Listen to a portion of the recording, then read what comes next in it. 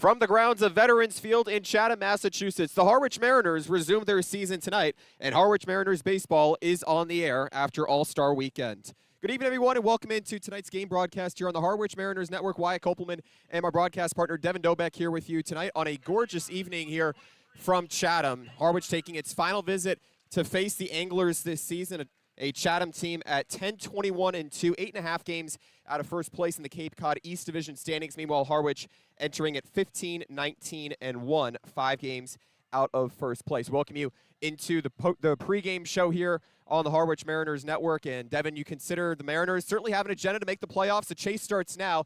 Still just a few games behind Orleans for second place, not to mention Yarmouth Dennis still atop of the East Division standings. Yes, absolutely. And when you think about this game against Chatham, it's so pivotal, especially going down the stretch. Harwich has 2 games left with Chatham, and they currently have a 9-point lead, otherwise known as 4.5 games. So if they want to create some separation from the basement of that East Division, they're really going to have to find a way to continue to win ball games, especially these key ones against the Anglers coming up, because at the end of the day, it's all going to come down to, who has the most points. And in order to do that, it starts with winning ball games. So we'll see if Harwich can pull out a big one on the road here and just try and assert themselves away from that cutoff of the top 4 in the division making the playoffs. You mentioned trying to find ways out of the basement. Harwich looking to win here in Chatham for the first time this season after falling 10-6 the prior time, and before that, just before Independence Day weekend, 8-1 as the Mariners have taken it twice against Chatham at White House Field. The two teams will meet on Sunday afternoon. But first, they have to take down the Anglers in order to start off post-All-Star break with some strong momentum. Harwich trailing the Orleans Firebirds by 2 games for second place in the East Division. Harwich with a chance to win its final 6 games against division opponents as they are 8-10 against the Cape Cod East this season. Well, without further ado, we'll bring you into today's visiting 9, the starting lineups for the Harwich Mariners, led by 20th-year field manager Steve Angler, leading off the center fielder of UMass Lowell, number 36, Jacob Humphrey. Batting second, the right fielder, number 24, Devin Obey, the outfielder of Duke. Batting third of Kansas State, the third baseman, number 7, Kalen Culpepper. The cleanup hitter, first baseman, number 23, Ethan Anderson. Batting fifth, the catcher, number 11, Brian Hart. Batting sixth, the shortstop, number 30, Ali Camadillo. Left fielder, number 35, Elijah Lambros. Bats seventh.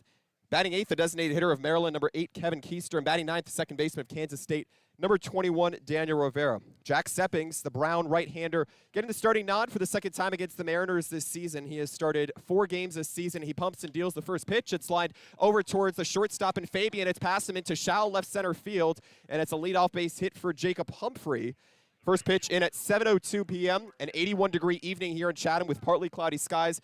Winds blowing southwest at 7 miles per hour. The American flag just blowing softly out towards right field. And for Humphrey, the confidence is there early on as that sets up Devin Obey. Yeah, and it's got to feel good for Humphrey to get in there early. First pitch he sees, jumps on it and attacks, puts his team in a position, especially in a pivotal game like this, to strike early and then be in the driver's seat. Just underway from Chatham, Devin Obey, the right fielder of Duke, steps up. He booms it to the right side foul for strike number 1. No score between Harwich and Chatham. Jacob Humphrey, the center fielder, with a single to center field. A lively crowd here post-All-Star weekend. It was a game in which the Harwich Mariners hosted this season. A crowd of over 6,100 people showed out at White House Field. Seppings out of the stretch, the 0-1 offering, a slider missing low and away for ball number 1. The count is even here to Obey with no score here in the top of the first. No outs. And for Seppings, it's going to be key for him to be able to get that second win here. He's had nearly a handful of games to start this season. We'll see what Harwich can do to try and put some pressure on him to keep that array here. A righty-righty battle, the 1-1 offering. Misses low and away. It's 2-1 as that one was in the dirt. And Seppings, arguably the best pitcher for the Chatham Anglers this season, comes in with a 2.18 earned run average, now making his 5th appearance. Has started once, now it'll be twice. 12 1/3 innings, 17 strikeouts, just 6 walks. The 2-1 try. Obey lofts it into shallow center field, and it falls in front of Holt for a base hit. Humphrey stops at second, as that will keep him right there on the relay throw. So runners on first and second here. Still nobody out here in the top of the first. Scoreless here from Chatham, and the Harwich Mariners have traffic on the base pass early. That's what you like to see. I mean, we saw a burst of offense from the Mariners, not last game, but the game before against the Cotuit Cavaliers. They were able to burst out, put up 10 runs, and they just had that consistent offense. 12 hits, 10 runs, and just continuing to pile it on. Let's see if they can do the same against these Anglers here. We'll introduce you to the defensive alignment for the Mariners from left to right, or for the Chatham Anglers, rather, from left to right in the outfield, Donahue, Holt, and Wolfort. The first pitch to Kalen Culpepper, a big cut and a miss on a slider for strike number 1. On the infield corners, Forsyth at third, Ken at first, Fabian at short, and at second base, Martin Grozalak. Kalen Culpepper looking to drive in the game's first run here with Chatham and Harwich still scoreless here in the top of the first, nobody out. Seppings will look back at second. He deals a cut and a miss, a throw down to third, and it's not in time. A double steal opportunity here comes into success as Humphrey moves over to third, Obi into second, and Kalen Culpepper is down in the count 0-2. A prime opportunity with 2 in scoring position. Yeah, Humphrey, that's what he does best all season long. Now extends his league lead. Now I think he's at 15 stolen bases, tied with Derek Bender. He's had a fantastic year on the base paths, and now the forced plays taken out of the equation. We'll see if Kalen Culpepper can find a way to get a run in. Has to defend here. The 2-strike pitch. Serve to the right side, foul. We'll do it again. Well, Culpepper certainly a threat to steal should he get on here with the first base bag now vacant, but Humphrey has the second most stolen bases in the league to this point. It's something that he's maintained for this Harwich lineup for most of the season now. Runners on second and third. No score here in the top of the first, and nobody out. Seppings with another 2-strike offering. Line back into the screen, and it stays there. Good start here for the Mariners, getting back-to-back singles to center field out of Devin Obi and Jacob Humphrey at the top of the order against the right-handed hurler in Seppings. In his last outing, he gave up 2 earned runs in a 1 2/3 innings with 4 strikeouts in a 4-3 defeat at Orleans.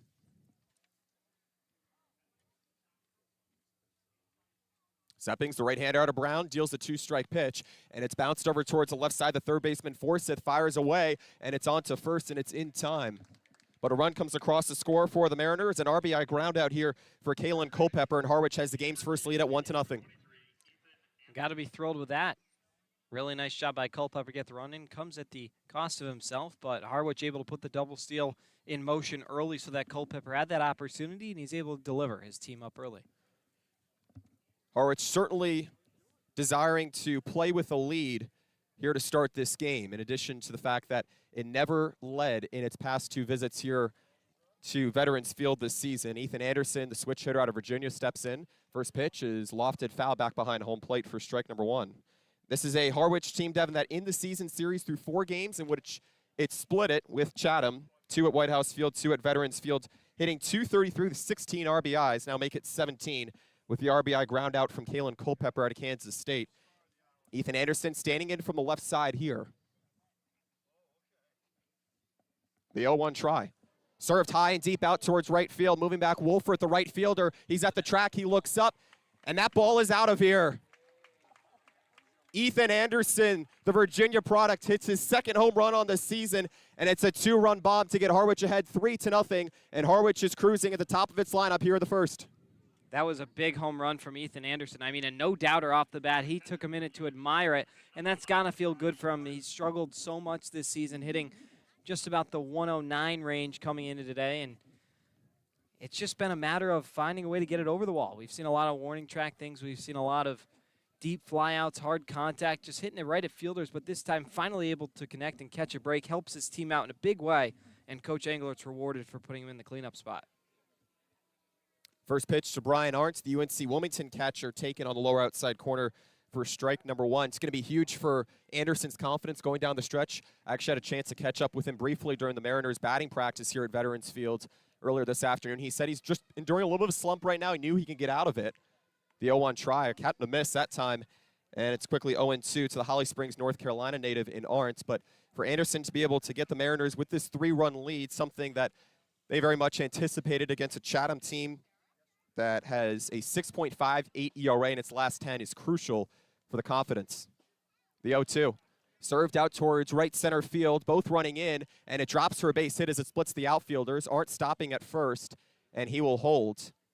And a huge start here for the Harwich Mariners, already with a 3-0 lead and 4 hits to go with it.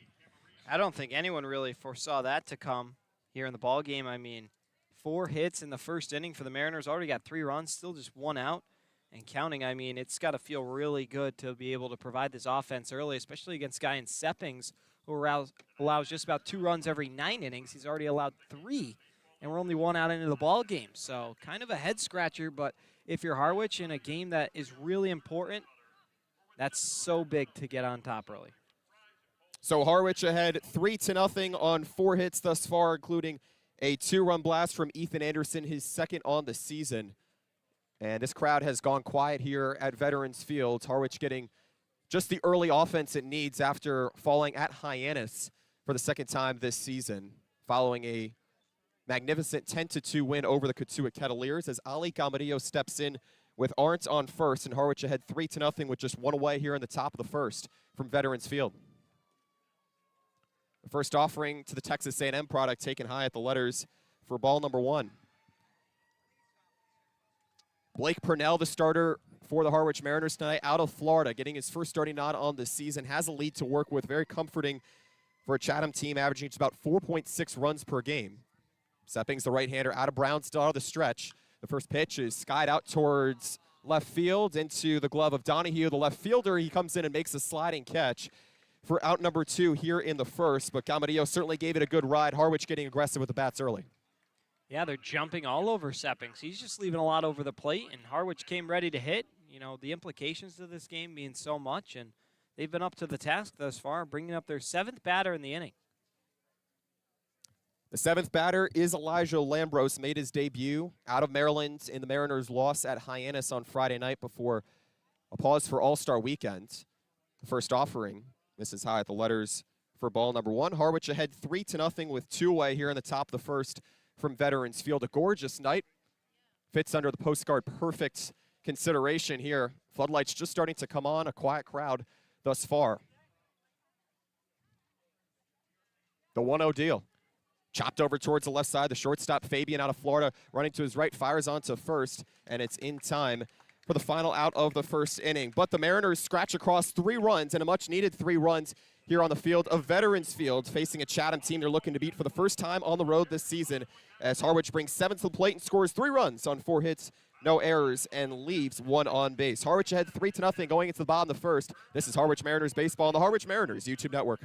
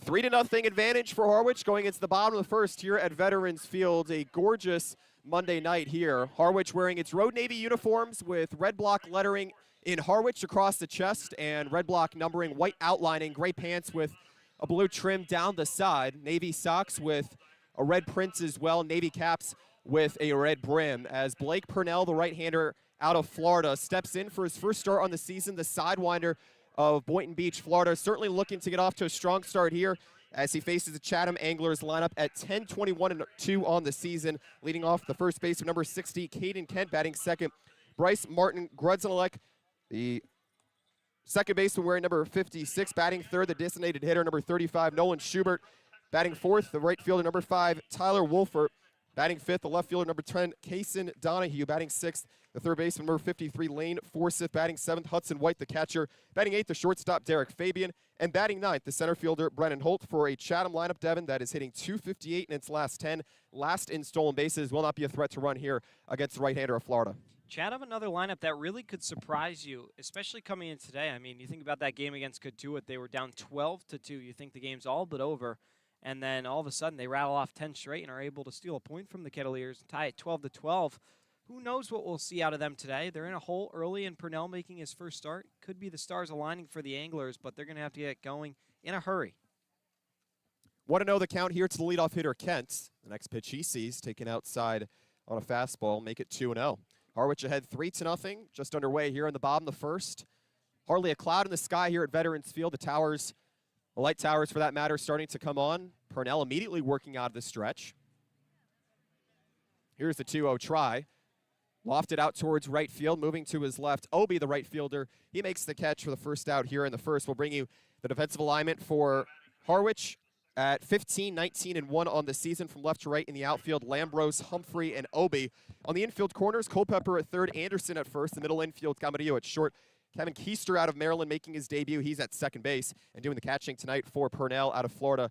The UNC Wilmington catcher in Brian Arntz, a fly out to right field to get Purnell started as he faces Bryce Martin Gudzenelek.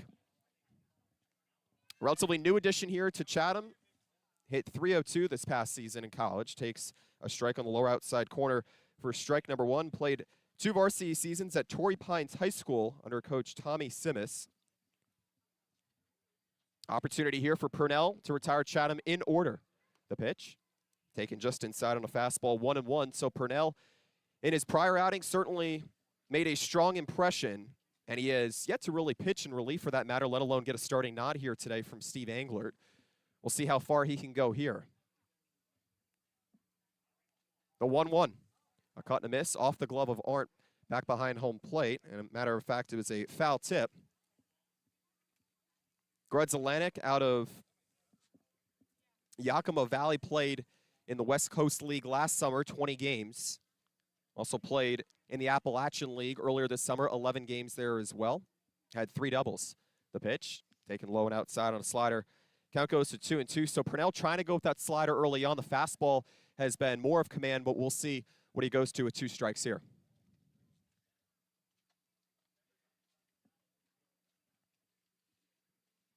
Nobody on here, 1 away in the bottom of the first. The pitch, skied out towards center field, moving to his left, Humphrey. And instead it'll be Obi to make the catch as he ran to his right to meet Humphrey in front of the 357 marker. 2 up and 2 away here for Purnell, getting a good deal of fly ball contact this far. Yeah, and this game becomes so much more important now with Orleans taking a loss against the YD Red Sox, 5-0 today.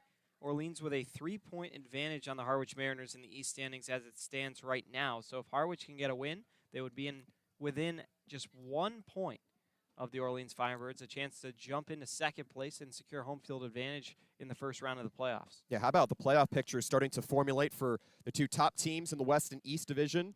Yarmouth Dennis at 20-14. The first pitch to Nolan Schubark grounded to the right side on 1 bounce for Anderson as he runs to the bag himself and waves off Purnell. A 1-2-3 job for the 6'3", 200-pound redshirt sophomore out of Boynton Beach, Florida, in Blake Purnell. The right-hander has no problems facing Chatham in the bottom of the first inning. A 3-0 lead for Harwich going to the second here from Veterans Field in Chatham, Massachusetts. This is Harwich Mariners baseball on the Harwich Mariners YouTube network.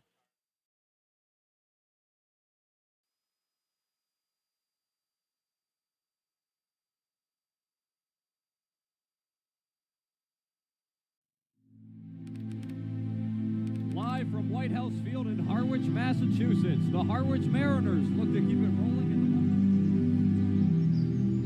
Well, it took a while to get here, but the power's back on, the burgers are on the grill, and the fans have filed in. We're ready to play baseball here on this lovely Tuesday evening. Pitched a good one, and that is going back. That's a hard hit ball. Back it goes toward the fence. Gone! The Harwich Mariners walk it on.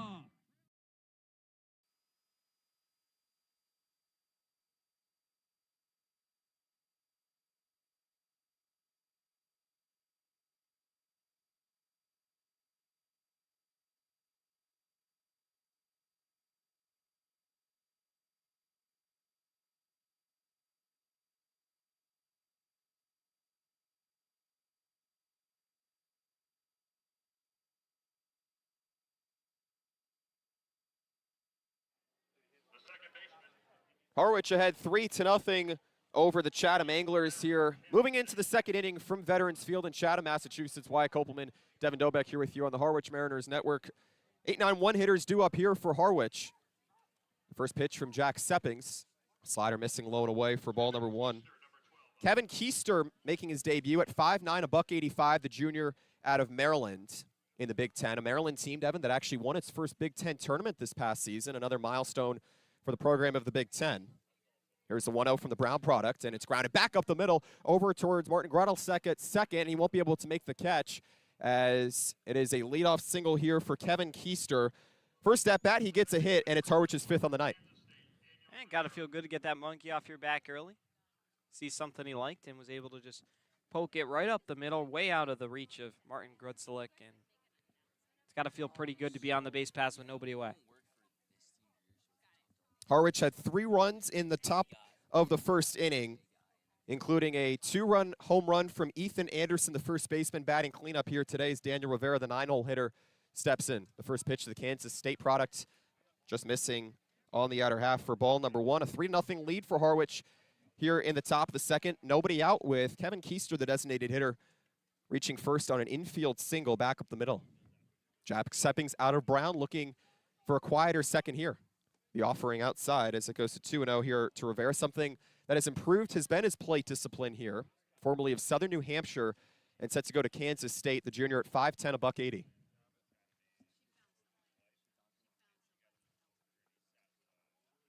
Just underway here in the top of the second. Leadoff hit here. The 2-0 just missing low and inside at the knees. 3-0 here. Key for Rivera just to be able to get on base, has plenty of speed to offer. He has accumulated a high volume of stolen bases here in just under 20 games here at the Mariners. Seppings back out of the stretch here, looking for a ground ball double play to put 2 outs on the board here in the second. A 3-ball pitch just missing low. That was a breaking ball that Rivera didn't go for as that moves Keister into second. Once again, runners on the base pass here to start an inning. And this success against Seppings early has got to be monumental for Harwich. I mean, when you think about Chatham throwing their ace in a must-win game, it's got to be pretty, not necessarily intimidating, but make you be taken aback and be like, okay, we got a game plan for this guy. How are we going to hit him? Harwich has done more than that. Already put up 3 runs, now 2 leadoff men on, and you got the first 2 in this inning on as well. If they're able to pile up more runs and dig into that Chatham bullpen, which is part of the highest earned run average in the Cape Cod Baseball League, things could get really ugly early. First pitch, a wave and a miss for strike number 1 to Jacob Humphrey, the leadoff hitter, reached on a leadoff single to center field back in the first. He works with Keister on second, Rivera on first. Still no outs here in the top of the second. Harwich ahead 3-0. Hands together at the chest here for Seppings. He brings it home, and it's bounced foul to the left side as it's quickly 0-2 here to Humphrey. Humid night, but it's not kept the crowd away here at Veterans Field, a near-capacity crowd. And it was just like that last time the Mariners were here as well on Independence Day weekend. It was Monday, July 3rd, in which the crowd certainly showed itself. The wind blowing out to right field here, 2-1 for Daniel Rivera, or Jacob Humphrey, that matter. The pitch, foul tip back as it stays at 0-2 here to the Standish, Maine native. He went 1 for 3 in the 5-3 loss at Hyannis for the Mariners before the team paused for All-Star weekend. Field to start off the Mariners lineup in the top of the first, but is trying to force Seppings' pitch count way through the roof here as he works the 2 on. Not utilizing the pitch. 3 hits, an RBI, and a walk at that point. He has reached base safely in 14 of the last 15 games. As you mentioned earlier, second most stolen bases in the Cape Cod Baseball League. Added another back in the first. Seppings, another 2-strike pitch. It's banged foul back behind home plate. Humphrey nearing 10 pitches in this at-bat. Seppings, you'd have to imagine, feeling a little bit of fatigue here as the Harwich Mariners have fully executed an opportunity to attack him early. And Jacob Humphrey doing a great job of staying alive. He's a guy who's no stranger to the strikeout, but really doing a nice job to extend his at-bat here, give his team a chance. In the last time against Harwich, Seppings going 3 2/3 innings, 4 hits, 1 earned run. Another look back at second, another 2-strike offering, and it's foul tip off the glove of White behind home plate. And the count stays right there for Humphrey. Helped ignite a 3-run 4th inning. Scored on a 5-3 ground out from Kalen Culpepper for the Mariners' first run before a 2-run blast from Ethan Anderson. On second, Keister on first, Rivera. Still none gone here in the top of the second. Harwich ahead 3-0 over Chatham. The 2-strike pitch again outside.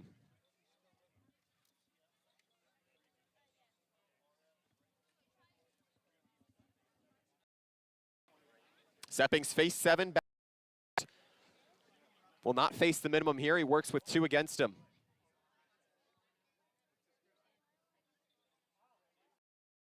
Strong lead off of first and second. The 2-strike pitch outside, the count runs full.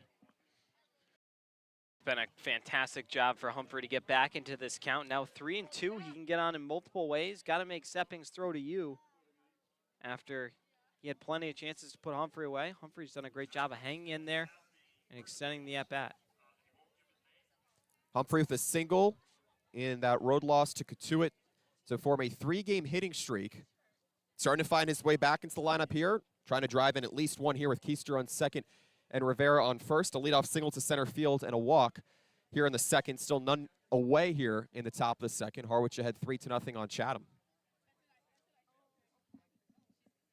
Sepping still taking his time, and the payoff pitch. Grounded over towards the left side. The third baseman, Forsyth, steps on third, fires onto first, and it's not in time. So Chatham gets the lead runner in Keister, but there are runners on first and second on the fielder's choice for Humphrey, and there is one away here in the second. Yeah, you know what? Unfortunately, the at-bat didn't go the way that Humphrey would have liked, but he made the pitcher in Seppings throw above 10 pitches, work up that pitch count, so he'll be yanked from the game much earlier. Did a great job to contribute for his team, although it did lead to an out. Still 2 on here for Devin Obie. Rivera on second, Humphrey on first. Strong leads for the base runners.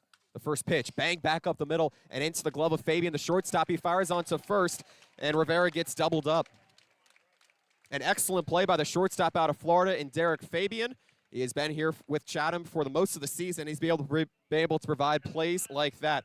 So the Mariners are unable to stretch their lead from 3-0 as they still lead by 3 going into the bottom of the second. They score no runs on no hits, no errors, and leave 1 on. Harwich still ahead by 3 as the middle third of the order is due up against Blake Purnell, the starter for Harwich. But for now, we step aside here on the Harwich Mariners YouTube network.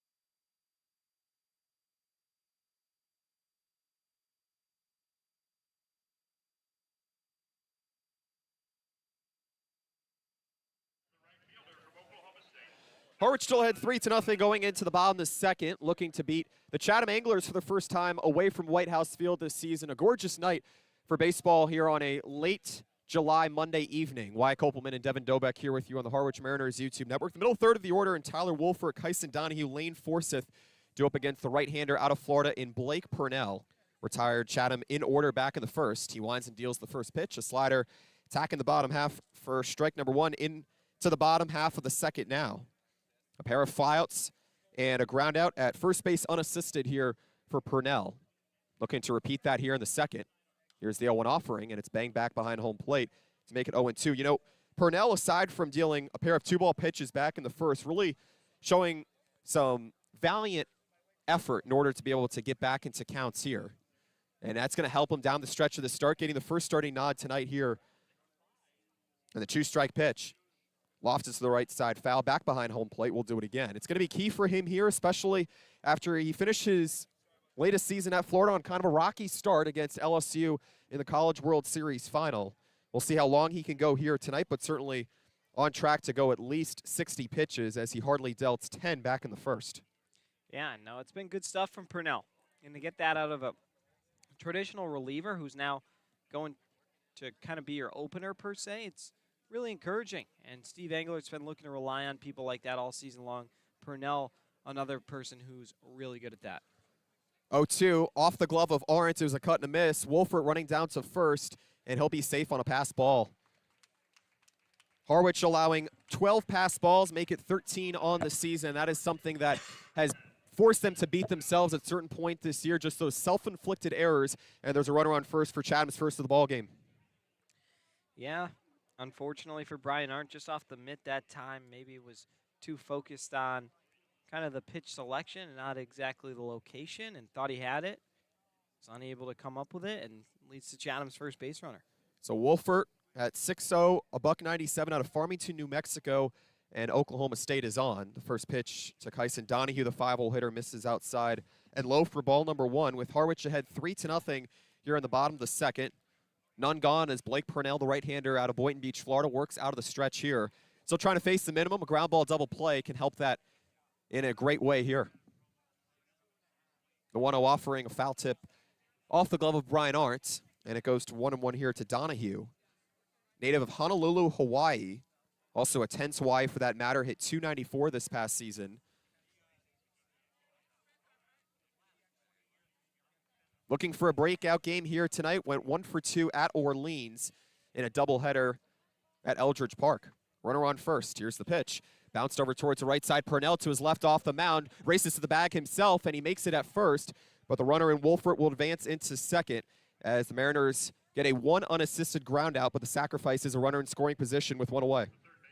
Great job by Purnell here to identify the situation. Anderson was also going for the same ground ball that he was, and once he realized Anderson was out of position, knew he had to take it to the bag himself to get the out, and was able to sprint over there and touch first just in time. And how about the trust from Anderson as well, a southpaw that certainly gave the trust to Purnell, but the Mariners aren't able to turn two, and smart, of course, not to go for double plays. Lane Forsyth takes a pitch on the inner half at the letters for ball number one. Defense will need to be moving behind Purnell here tonight. It's done so effectively, particularly back in the first, as Purnell retired the side in order. Now working against a runner in second in Tyler Wolfert. Here's the pitch to Forsyth, a cut and a miss as it goes to 1-1 here. Harwich ahead 3-0 over Chatham here in the bottom of the second. One away here for Blake Purnell, the right-hander out of Florida, a team that just went to the College World Series final and lost to Louisiana State. Purnell looks back at second. The 1-1, a slider outside. Count goes to 2-1 strike here to Forsyth. At 5'11", 175, the senior out of Mississippi State just wrapped up his third year there. Arguably his best year, hitting .248.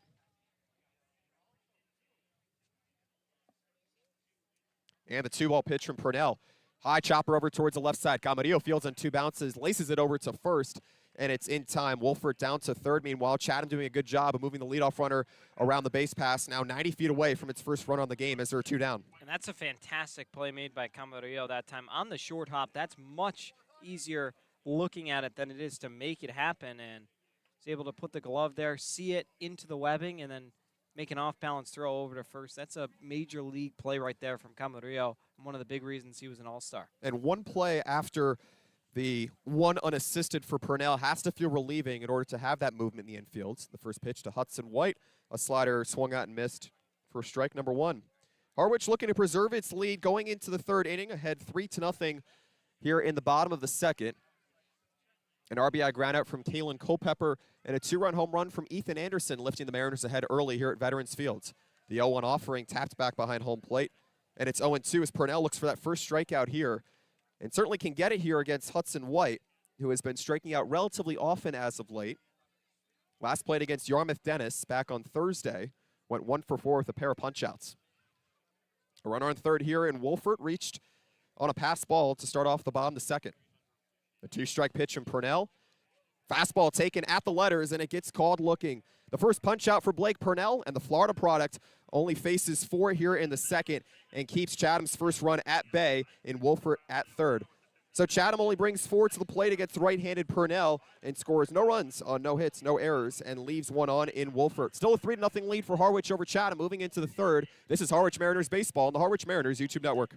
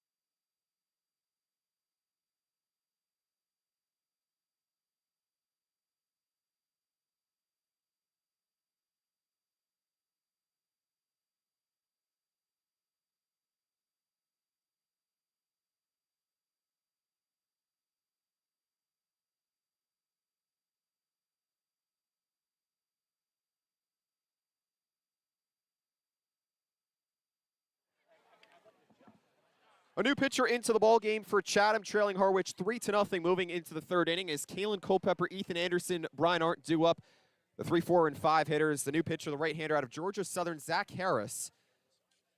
He steps in after making a start of 3 2/3 innings at Wareham. He set at the belt out of the stretch, the first pitch to Culpepper, and it pins him on the outer shoulder, grimacing a little bit as he tries to wear it off. And that is not the good start here for Harris, wearing 61 in royal blue on Chatham's white tops tonight. Yeah, Culpepper unfortunately just gets drilled that time, and he's definitely feeling it. Appears to be okay. He's going to trot down to first base, but going to need a minute to kind of get that sting out. There will definitely be a bruise tomorrow. Hopefully caught him in one of the more meaty parts. And it definitely appeared as a fastball with Harris, the first reliever for Chatham. Wanted to start with a little bit of heat as that draws in Ethan Anderson for the second time up after hitting a 2-run home run to give Harwich its 3-0 lead back in the opening frame.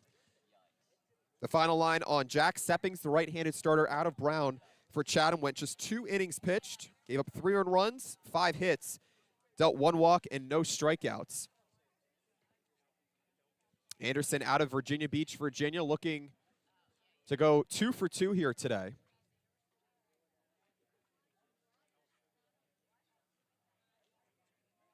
Anderson has had a good deal of fly balls pulled to right field. A switch hitter out of Virginia Beach, Virginia, looking to give Harwich another hit here with already 5.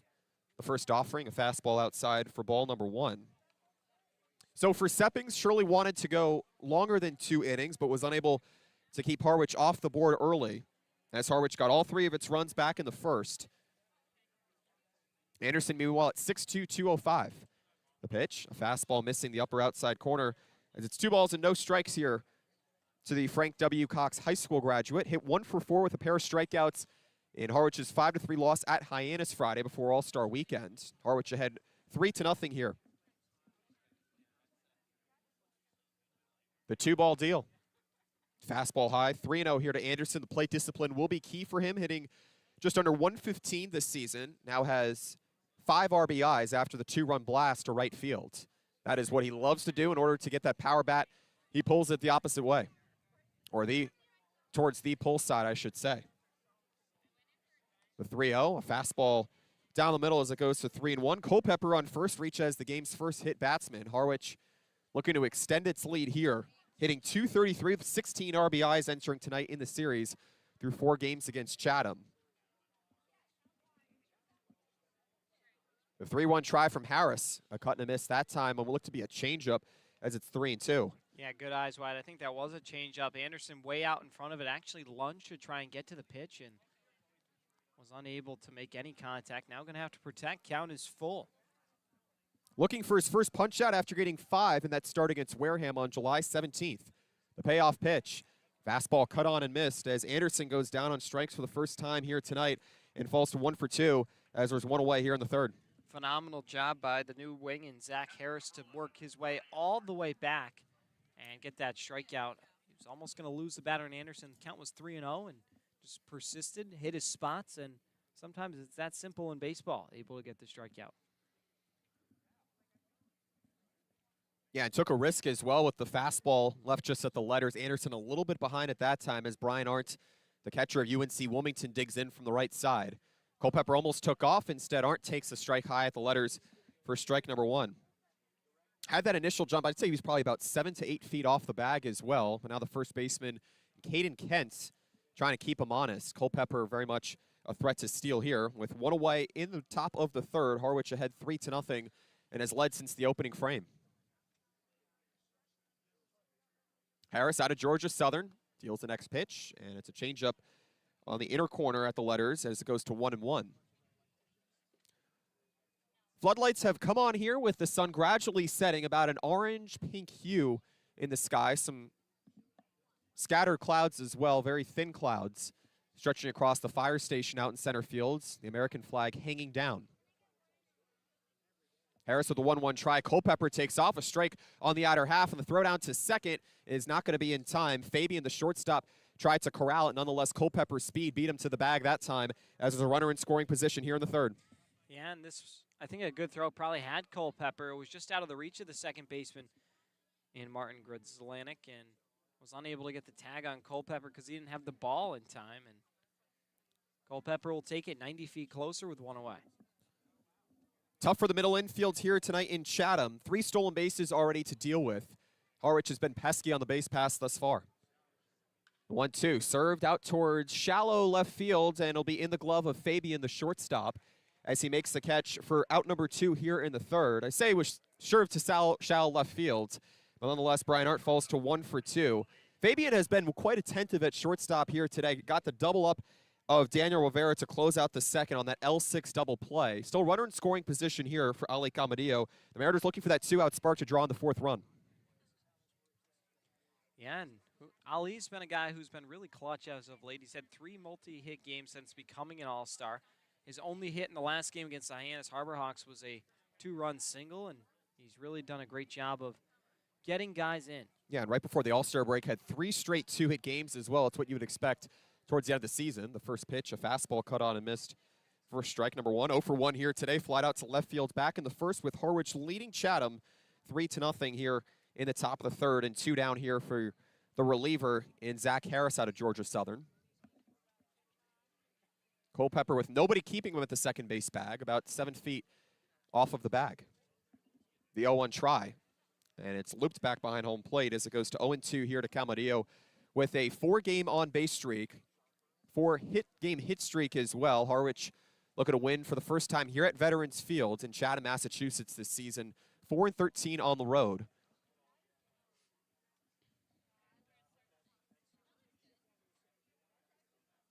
Culpepper on second, 2 away here in the third. Harris taking his time, hands at the belt, and he deals it a pop-up into right field. Shallow right field. Kent, the first baseman, in foul territory, and he makes an underhanded catch with both hands to retire the Mariners in order. So, Kalen Culpepper reaches as a hit batsman. He steals second, but the Mariners are unable to drive him home and still lead 3-0 as Harwich scores no runs on no hits, no errors, and leaves a runner in scoring position in Culpepper. Blake Purnell set to go back on the mound in his first start on the season in the bottom of the third. But first, we step away. This is Harwich Mariners baseball on the Harwich Mariners YouTube network.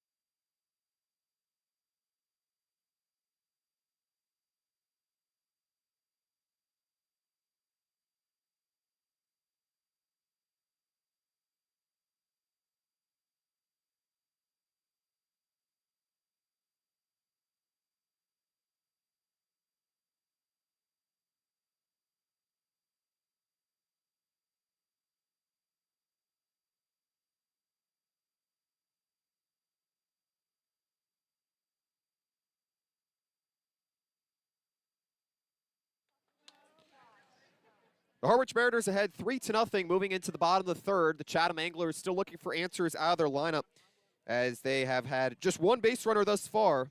Tyler Wolfert, the cleanup hitter, reaching on a pass ball back in the second. First pitch to Derek Fabian, now out of Auburn, taken down the middle for strike number one. Well, Harwich in this series, Devin, has had issues in containing the Chatham lineup. What's been a little bit of a revelation for the Anglers that have struggled in the Cape Cod East Division standings this season. Purnell ready, hands at the belt, deals the pitch, and it's just outside to even the count at 1-1. Harwich with a 6.17 ERA and has allowed 11 extra base hits as they look to keep that to a minimum here. Blake Purnell getting his first start on the season. The right-hander doing an excellent job thus far in keeping batters to a minimum here with their opportunities. The 1-1 offering rolled over towards the right side. Rivera moving to his left rather, and he makes the put out 4-3 for the first out here in the third. So Fabian, a key out to get here in the bottom of the lineup. The shortstop grounds out for the first out of the third. And I've been really impressed with what Blake Purnell's been able to do around. I mean, you think about it, he has not allowed a base runner by his own will. The only runner that's reached was thanks to a strikeout that got by the catcher and Brian Arndt. At the time, it was actually Tyler Wolfert who went down to first, but Purnell has been lights out. Lights out to the point where Chatham is still looking for his first hit. Purnell retiring the Anglers down in order. A changeup down the middle taken for strike number one here to left-handed hitting Brennan Holt. Purnell taking his time from the right side of the slab. The 0-1 bounce to the right side. Rivera fields on a few hops, fires onto first, and it's in time. Two groundouts to the second baseman in Rivera, transferring from Southern New Hampshire. He's been active here in the third. Yeah, beautiful job that time. Purnell's getting everything. He's getting the high pop-ups. He's getting the ground balls. Everything you could want as a pitcher. Only has the one strikeout, but it's been so efficient and effective up and down the board. You got to be really satisfied with what he's given you. If you're just joining us late, Harwich getting after Jack Seppings, the right-handed starter out of Brown, for 3 earned runs on 5 hits as he was filled after the second inning. Caden Kent, the leadoff hitter, steps in, and the left-handed hitter booms it to the right side foul as it slices over the protective netting for strike number one here. Purnell has done a good job of getting ahead in counts. He faced only 3 back in the first, retiring the side in order, and then faced 4 in the second. Purnell trying for his second strikeout here after you close the second with a punch-out. Pitch. Just taken outside. Counts 1-1 here to Kent. The freshman out of Texas A&M just played in the All-Star game hosted by the Harwich Mariners at White House Field Saturday night. Flied out to right field back in the first as Harwich leads 3-0 here in the bottom of the third. Purnell with the 1-1 offering. Changeup misses outside. Counts 2-1 here to Kent at 6'3", 200. He was named a Cape Cod Baseball League All-Star on July 16th and is certainly carrying the baseball lineage from his father, Jeff Kent, who played 19 seasons in the MLB as a 5-time All-Star. Nobody on here against Blake Purnell, the right-handed starter. The 2-1 lofted to the left side, and it's a fair ball down the line. That'll be at least 2 bases here for Kent. A wide turnaround first, and he slides into second as it's a 2-out double, and Chatham has its first base hit here on the night with a huge spark from Caden Kent, the leadoff hitter. And this looked like it was going to be another web gem for Kalen Culpepper. He got all the way off the ground, was able to get a glove on it, just nicked the top and rolled right into the outfield and shallow enough for Kent to advance to second. Really good effort from Culpepper, and one that at the standard he holds himself to, he'll have nightmares about. But a really difficult play, and probably one that not a lot of players even make an effort at, but Culpepper made it interesting. Relatively obstructed viewpoint as well, Devin. I think you saw it a little bit better than I did. Just went over that glove of Culpepper. The first pitch on the way to Bryce Martin Grudzelanek, taken on the outer half for strike number 1. Wow, that is a mouthful to say. So he had a strong season with Southern California in his first year, hitting .302. Works with a runner on second. Purnell out of the stretch, deals the pitch. Line over towards the left side. Culpepper spinning from third, lofts it onto first, and it's in time. How about Kalen Culpepper, the former Team USA Collegiate National Team product? The Kansas State product makes an acrobatic play to close out the bottom of the third as Chatham brings up 4 batters but scores no runs on 1 hit with a 2-out double, no errors, and leaves that runner in scoring position in Caden Kent. Harwich still leading 3-0. Moving into the middle frames here at Veterans Field. This is Harwich Mariners baseball on the Harwich Mariners YouTube network.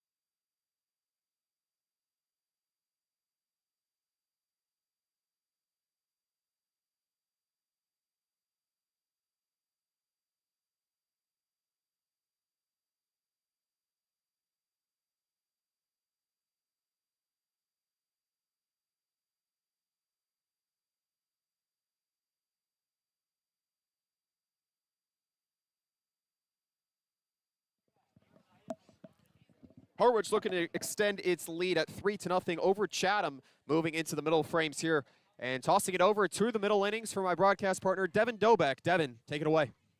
Thank you, Wyatt. Bottom third of the order will be Lambros, Keister, and Rivera due up for the Harwich Mariners as ball 1 misses inside to make it 1-0.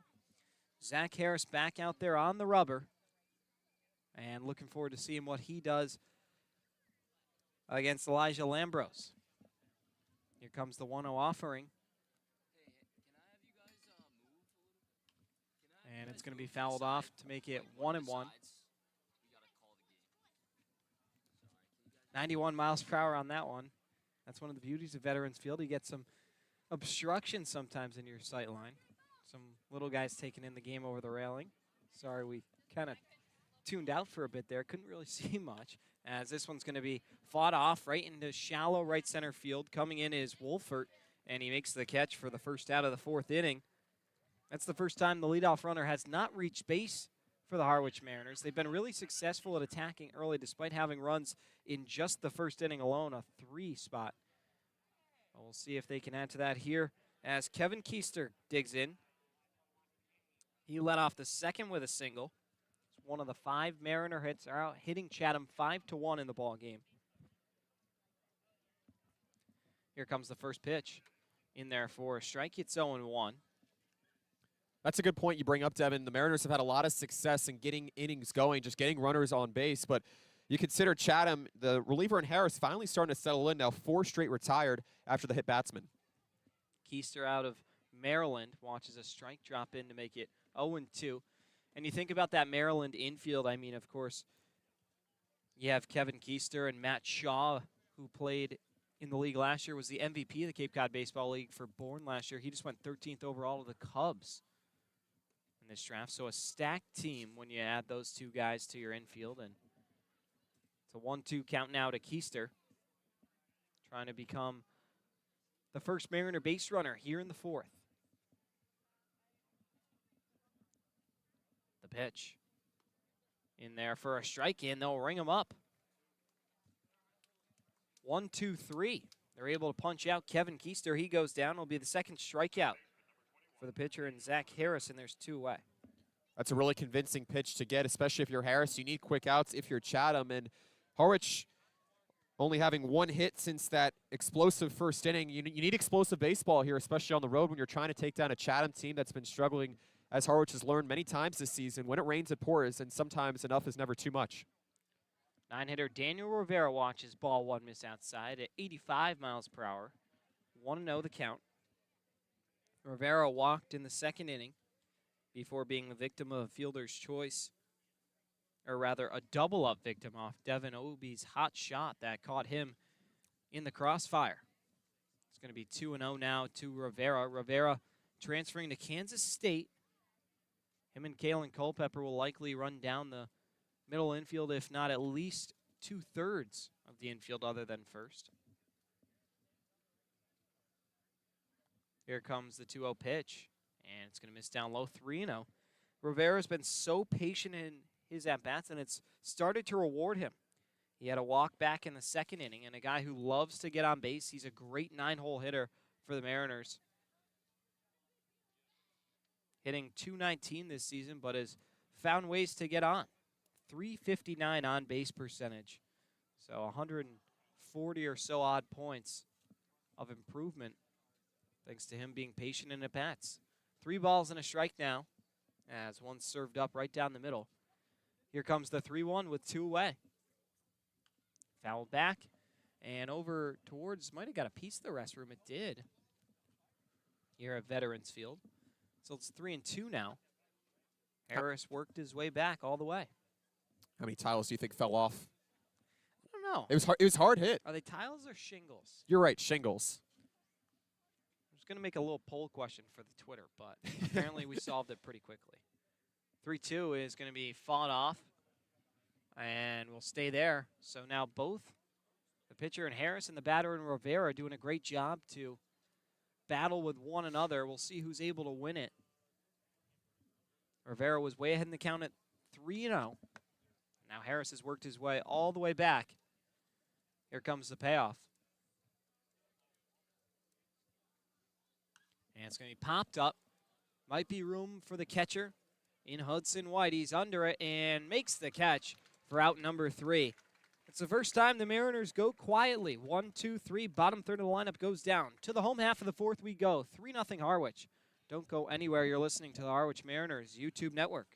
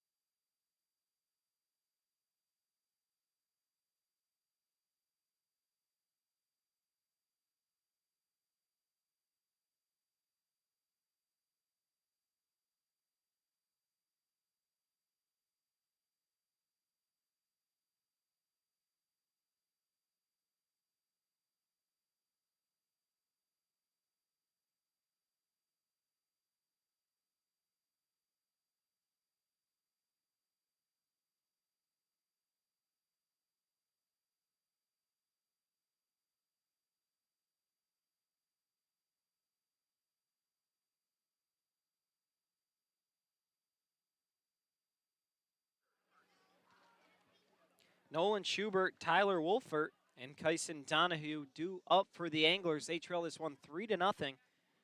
Take a quick look across the league at the Cape Cod Baseball League scoreboard.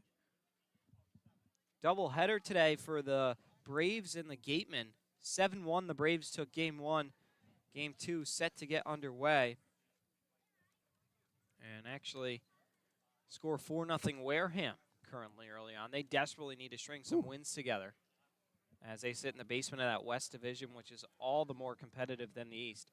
It's 0-1 now to the batter in Schubert. He grounded out to first back in the first inning. Next pitch misses outside, 1-1. Blake Purnell back out there for his 4th inning of work. He's been fantastic. Allowed just 2 people to reach, one by way of hit and one by a drop third strike. It's really been his best performance as a Mariner, even dating back through last year when he was here. Pitch is going to be lifted out. Deep center field. Coming now in is Humphrey as he was stationed so far back. And he makes the catch for out number 1. Well, Blake Purnell has only given up 1 hit here in his first start on the season. You have to be appreciative of how defense has been able to support you here. You talked about it earlier, Devin, just that mixture of fly ball and ground ball contact. He's trusted his fastball. He's had some good movement on his slider despite being a little rocky with it early on, and we'll see how he progresses here. Another final score for you is Brewster takes down Katuitt by a score of 9-3. I don't know what's going on in Katuitt, but maybe falling apart at the wrong time, as they have already become the only team to clinch the playoffs already in the Cape Cod Baseball League, but they've really started to drop a few games.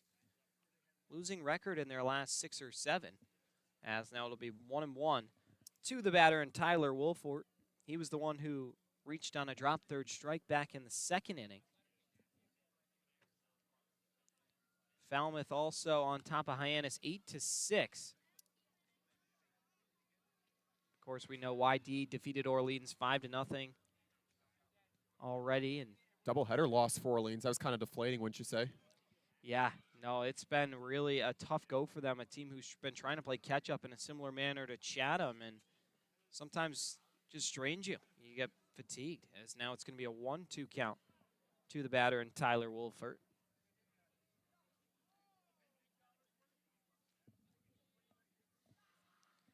Wolfert, 6 foot, 197 pounds, out of Farmington, New Mexico. Awaits the 1-2 offering. Here it is. And it's going to be spoiled off to the right over towards the light pole. And so it'll be 1-2 again. Attends Oklahoma State. In his game against Orleans, actually, or rather his best game as of late was back on the 19th against Katuitt, where he went 3 for 4 with 4 runs batted in. As another one is spoiled, ground ball over towards the Harwich bullpen, and so we stay at 1-2. Harwich certainly doesn't have a lot to worry about with runners as stolen base threats here. Chatham with the fewest stolen bases in the Cape Cod League this season, and you have to continue to rely on some ground ball contact if you're Purnell, but you have a 3-0 lead. Try and get some strikeouts as well. 1-2. Just misses down low. Good pitch to miss with Purnell. And when you think about that kind of sidewinder delivery that he features, and you see those pitch misses down low, I mean, a lot of times there's downward movement. So for a hitter to lay off, they got to be very disciplined and identify what's coming. The pitch. Swing and a miss. Fooled him that time. And Blake Purnell picks up another strikeout. That will be his 2nd or 3rd of the ball game, depending if you want to include the drop third strike, as now there's going to be 2 away. And a great second true strikeout to have if you're Purnell. Had Wolfert had it just about as far as he could go that time, and just a good chase pitch to use as well if you're Purnell, and a ready lefty battle that time. He's done a good job in working immediately out of the stretch as well. As this one's going to be lined up the middle. First pitch, Kyson Donahue sees. He takes for a ride in the center. 2-out single for him, and now he's aboard for the batter and Lane Forsyth. Yeah, Rivera was trying to play the pole a little bit more this time, but won't have to worry about doing that here. Forsyth up, really not much of a threat here today. He's gotten some ground ball contact, but Chatham taking 2 innings, rather 2 2/3 if you count it, against Purnell to get that hit. He's done a great job of just being able to induce a lot of fly ball contact and get immediate outs. First pitch to Forsythe is going to miss inside for a ball. It's 1-0. Forsythe out of Mississippi State was actually on the 2021 College World Series All-Tournament team, a year in which Mississippi State was able to capture the crown and become College World Series champions. He had a big part in that. A lot more if you want to go relive that story. 2 balls and no strikes now to Forsythe, and now trying to help out his Chatham Anglers. Senior for the Bulldogs, 5'11", 175 pounds, native of Humboldt, Tennessee. The pitch in there for a strike at the knees to make it 2-1. 86 miles per hour from Blake Purnell that time. Changeup's been a sneaky pitch. Maybe goes to that slider or that fastball as well with 2 strikes. Either been working for him late in counts. Bottom of the 4th inning, 3-0 Harwich. Here comes the pitch, and it's going to be chopped softly into right field for a base hit. And so now Chatham bringing the tying run up. They got something brewing, all with 2 outs here in the 4th inning. And who knows, Hudson White, the catcher, a chance to do damage. Yeah, who knows? When you're able to get those seeing eye singles as the pitching coach for Harwich and R.J. Thomas now goes out to have a word with Purnell. Nobody warming yet for Harwich, but wouldn't be surprised if maybe they started entertaining the idea of giving him just 1 or 2 more innings here. Had he gotten that 1-2-3 inning in the 4th, your pitch count is down, but just a couple of shallow base hits here. It's not really a matter of command for Purnell. It's just, I think, Chatham getting a little bit more momentum on the ground balls here, and I think R.J. Thomas is going to keep this conversation short with Purnell. Still doing a good job and just working with runners on. That's something he's done strong today. Just saw signed Brock Wilkin Wake Forest jersey trot on by. Wilkin, a 2-time Mariner. I don't think he's present at this game, especially after being drafted 18th to Milwaukee Brewers. So that was pretty cool to see someone kind of sporting that. It was signed, so they had a chance to meet their hero. And it's going to be 0-1 to the batter in White. White struck out looking back in the 2nd inning. 2 on, 2 away. Chatham trailing 3-0 against Harwich right now.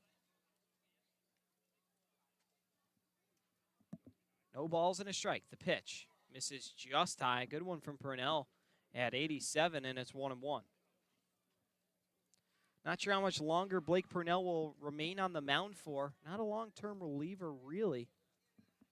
We'll see how Steve Englert elects to utilize him. Has that one in there for a strike to make it 1-2. Longest outing for Blake Purnell in his career was actually 5 innings back on May the 2nd versus Florida State. Longest outing before now in Harwich has been 2 2/3, which he's since shattered here today. Swing and a foul tip that time to keep us at 1-2. I mean, what an opportunity for the right-hander out of Florida to experience after going 4 scoreless innings in his debut in that 5-5 tie against Highness. I mean, he really locked it down to give that lineup a chance late. And you tip your cap to Blake Purnell for what he's been able to do here as well. His biggest challenge here with runners on 1st and 2nd, trying to preserve that 3-run lead. Here comes the 1-2. Checked his swing. Did he go? No. So says Jim Fonseca. And so we stay at 1-2. The whole Harwich infield thought they had strike 3. Everybody was marching out of here. But instead, they will have to live for another pitch out there. High pressure situation for Purnell. Count even at 2. Here's the pitch. And it's going to be grounded softly over to Camarillo. He'll go to 2nd, take the force there, I think. A really close play. But Rivera and Camarillo able to make it work, and that's how the side is retired. Purnell, 4 strong innings, just 3 hits, and his Mariners lead it 3-0. To the 5th we go. We'll be right back here on the Harwich Mariners Network.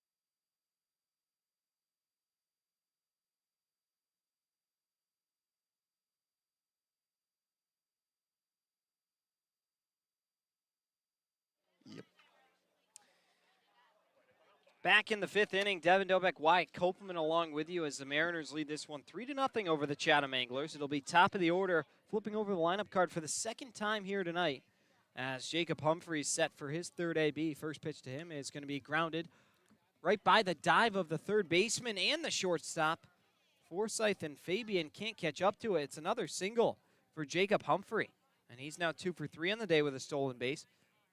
Big one for him, and he's got to feel pretty good to start his team. They've now had 4 of the first 5 leadoff batters in their respective innings be on base. Devin Humphrey had 14 walks entering tonight. Despite hitting just over 207, he knows how to get on base, and he has a strong lead off of first. Very much a stolen base threat. Here comes Devin Obi, who digs in, the all-star. There goes Humphrey. The throw down is not going to be in time, and Humphrey able to now tie the stolen base league leader and Derek Bender with 15. Nice game he's put together here tonight, and now in scoring position for Devin Obi. And remember, Bender played like a boss in the All-Star game as well. He won the West MVP as well. Very much deserving of that. Humphrey matching that here. Want to know the count to Obi. The pitch is going to be a broken bat. It almost flies into the netting, and it'll be booted, actually, by the third baseman in Forsythe. Or rather, maybe it was Derek. No, it was Forsythe who booted the ball, maybe amidst the commotion of the broken bat. And I would imagine they'll rule this an error. Still no sign yet, but Devin Obi now on. 2 on, nobody away. Humphrey forced to stay put at second, thanks to the weak ground ball to the left. Yeah, just a hard-hit ground ball that time from Obi, and yeah, that's going to be a tough ruling. I'd have to imagine it still has the potential to be ruled a hit because it went beyond the ordinary effort of the third baseman Forsythe, but it might go either way. Here comes a first pitch to Kalen Culpepper, and it will be fouled off back into the parking lot, and it's 0-1. Apparently at White House Field, there was a car window hit. Really? Yeah, no, by a foul ball. They did end up ruling it an error on the third baseman in Forsythe. So that will be the first one of the ball game, and the Mariners will absolutely take that, try and add to their offense, as Culpepper fouls that one off to make it 1-2. Kalen on the day has grounded out to third and been hit by a pitch, has stolen a base as well. Mariners have been flying on the base paths. I think the tally now up to 4 or so. Ball and 2 strikes to Culpepper as he readies for the pitch. And it misses up high to make it 2-2. On deck, Ethan Anderson. He's 1 for 2 with that 2-run home run.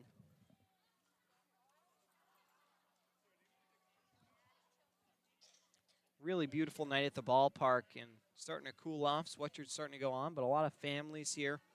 Plenty of people surrounding all parts of the ballpark as Culpepper rips one way out to left field, going back the left fielder in Donahue, and I believe it's down. It's in our blind spot, but I think it's just going to be ruled a base hit for Kalen Culpepper.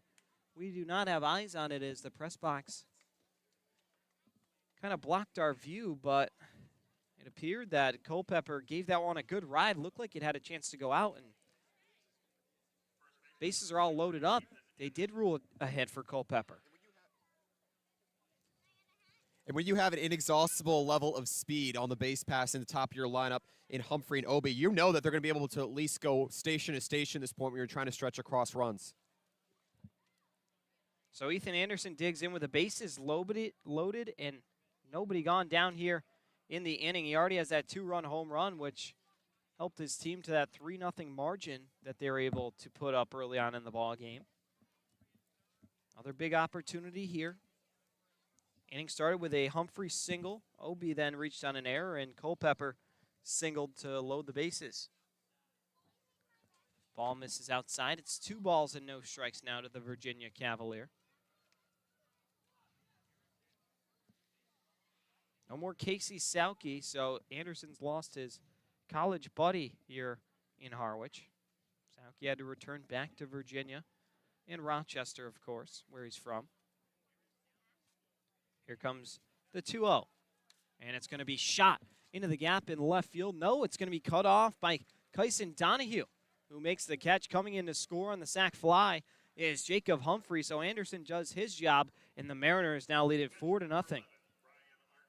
And Anderson has been well capable of producing more than 5 RBIs this season, but here tonight you consider that he already has 3, and this is considered to be a breakout game for someone who has struggled to get the ball over the fence and if not into the alleys, as well as a switch hitter, and is elected to bat from the left-handed side. This is a really good night here for Ethan Anderson, albeit you don't get the RBI double that you want to score 2. You at least get to score 1, and Humphrey using his speed as an advantage.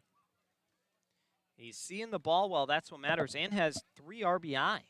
Got to feel really good for him. It's helped his team monumentally as Brian Arndt chops that one over to shortstop Fabian. He's going to have to go to first as Culpepper was running well down to second.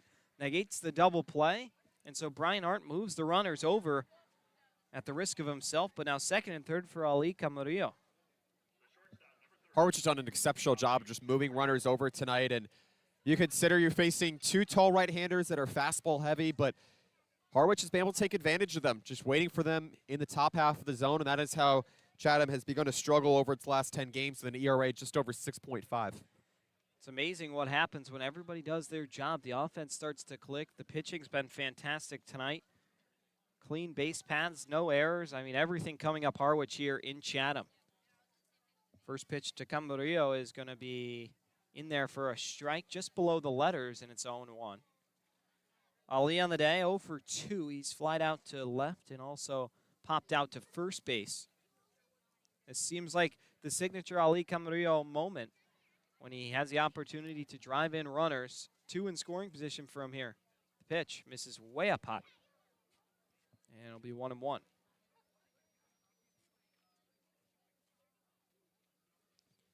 Ali hitting just around the 200 mark this season. The longest tenured Mariner, has played in the most games. He's also batted right around the 110 AB mark. An iron horse for Harwich as he swings and misses through that one to make it 1-2. And now the newest Texas A&M Aggie has got to protect. Had a great season at Cal State Northridge, hitting just below 400, and rightfully so, has earned the opportunity to go play in the SEC Conference with the Aggies. Really excited for Ali. He's had a fantastic tenure here in Harwich. As the season winds down, the next pitch misses outside. 2 balls, 2 strikes. Down at third is Obi. Culpepper on second. Harwich leading this one 4-0 on the road at Veterans Field here in the top of the 5th inning.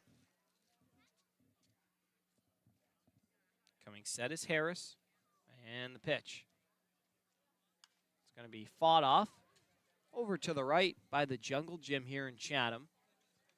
And so it'll be 2-2 once again. 1 run here in the 5th. Harwich, knowing that struggle with run production at certain times here in the second half of the season, this is where your postseason tone you want to set here. This is a great opportunity for Camarillo. Had that 2-run single at Hyannis as well. 2 balls, 2 strikes. As Harris comes set, the pitch. Gets by. Coming in to score is Devin Obi. And so I believe that'll be a wild pitch and a run scored for Harwich without any effort. Counts work to 3-2 now and 5-0 our score. Sure, it feels like a little bit of deja vu. Harwich committing a lot of infield mistakes this season at the cost of further deficits at certain points of games this year, and Camarillo now just with an opportunity to drive and run in 1 run, but still a certain degree of pressure you have to feel here in order to give the Mariners as much runs as they can get for insurance. 3 balls, 2 strikes. Here comes the pitch to Ali. And it will miss outside. Camarillo, a great at-bat to draw the walk as he trots down to first. And the inning is extended for Elijah Lambros. And Harwich certainly not keen on drawing too many walks here this season. It has been strikeout prone at times. The Mariners with just over 150 at this point, but for Lambros to be able to move a runner in scoring position and score 1 will be crucial here for his confidence. Native of Fredericksburg, Virginia. He's got runners on the corners with 2 away. Here comes the first pitch, and it's fouled off to make it 0-1. would not be surprised to see Camarillo be put in motion, something Steve Engler really likes to do, especially with 2 outs and a less comfortable hitter at the plate. Lambros, of course, playing in just his 2nd game for the Mariners. Infielder 6'1", 193 pounds, actually out in left for the M's tonight, but traditionally an infielder back at Maryland. Pickoff attempt of Camarillo is going to be not successful, unsuccessful, a better way to put that. 0-1, still the count now to Lambros.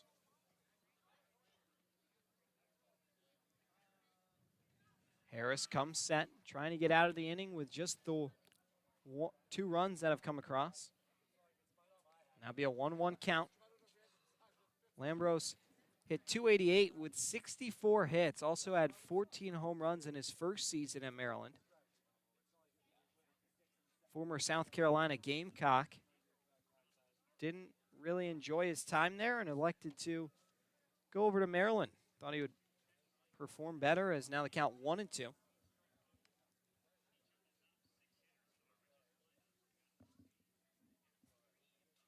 Lambros in that right-hand side against the righty and Harris. Camarillo, a huge lead off of first. He sure does look like he's going to be moving. And the pitch, there goes Camarillo. It's bounced in the dirt. He'll be there without a play. 5th stolen base for the Mariners tonight. They are running all over these base paths. Yeah, and Harwich has not been susceptible to getting caught this season as well. Hardly 15 times as thieves caught this season. Yeah, they've had a lot of speed, and even Matt Scannell at times was swiping bases. I mean, everything seemed to work. They get really good jumps. As the next pitch is going to be rolled over to the shortstop, Fabian. He'll field, go on to first, and it's just in time by a step to get the runner, Lambros. But the Mariners add another pair of runs thanks to a pair of hits, a sac fly, and an error. We head now to the home half of the 5th, halfway home here at Veterans Field. Don't go anywhere. You're listening to Harwich Mariners Baseball on the Harwich Mariners YouTube network.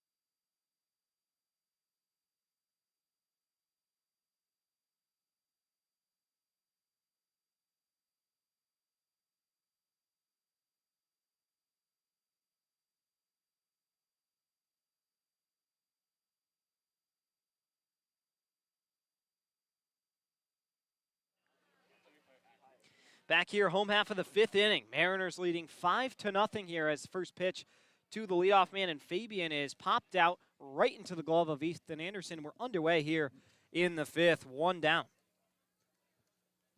And Blake Purnell certainly with a good deal of potential to go 5 full. Harwich has had a handful of starters who have gone 5 this season, but certainly would be one of very few, if not the first, Devin, to go 5 shutout. That will be quite the feat here for Purnell in his first starting nod from Steve Engler. Be Brennan Holt's turn. He grounded out to second back in the 3rd inning, just the 2nd time through the order for the Anglers. Still after Holt, of course, it'll flip over. But they've had a really difficult time of getting runners aboard, and had 2 actually in the last inning when they stranded him, as that one's going to be in there for a strike. And so now the 1.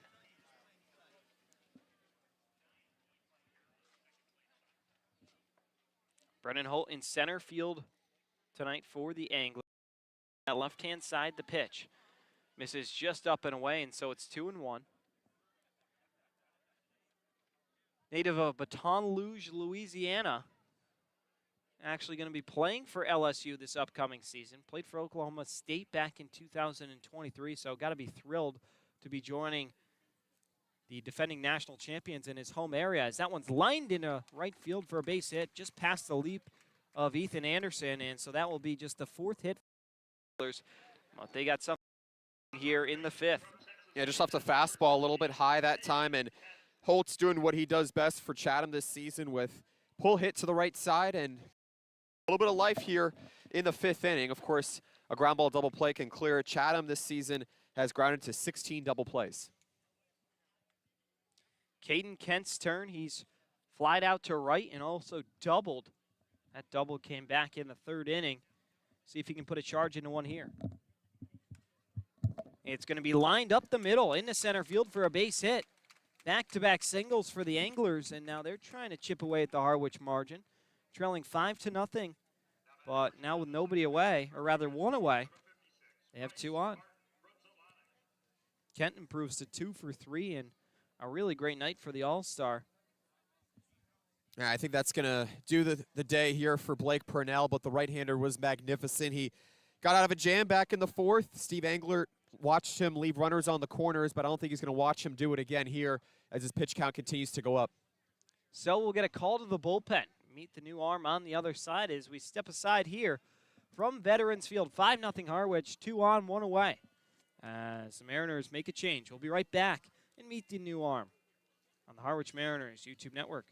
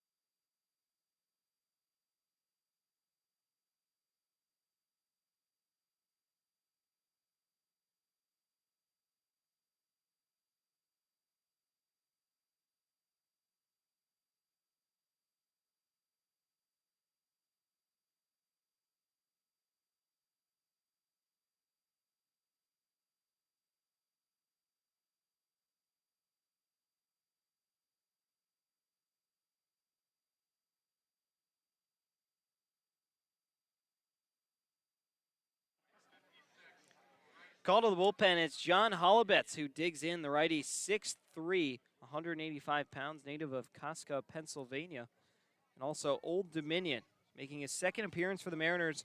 First appearance, he went 2 2/3, just 1 hit, no runs, no walks, and 4 strikeouts. Really promising start to him, and maybe just the right reliever that Harwich needs in a high-pressure situation.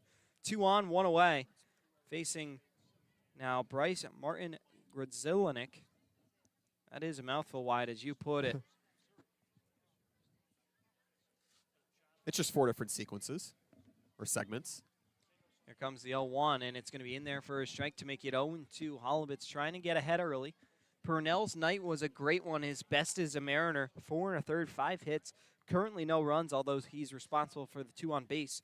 Struck out 2 or 3, depending how you want to look at it, and also a walk.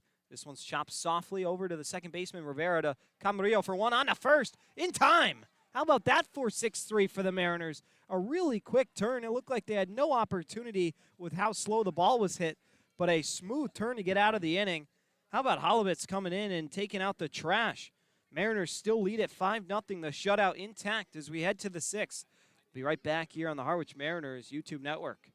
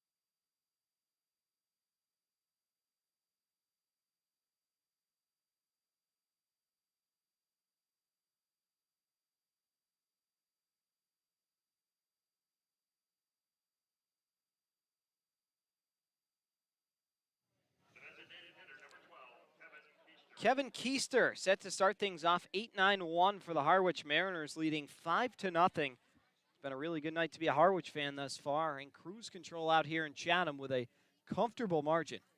Here comes the first pitch to Keister, and it's going to be in there for a strike 0-1. Temperatures started to drop a little bit here in Chatham. Now just a few degrees above 70.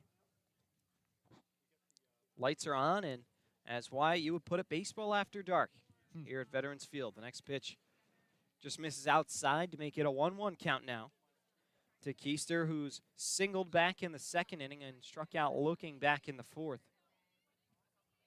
1 for 2 in his Mariner career. The rubber at bat coming up here early on. The pitch.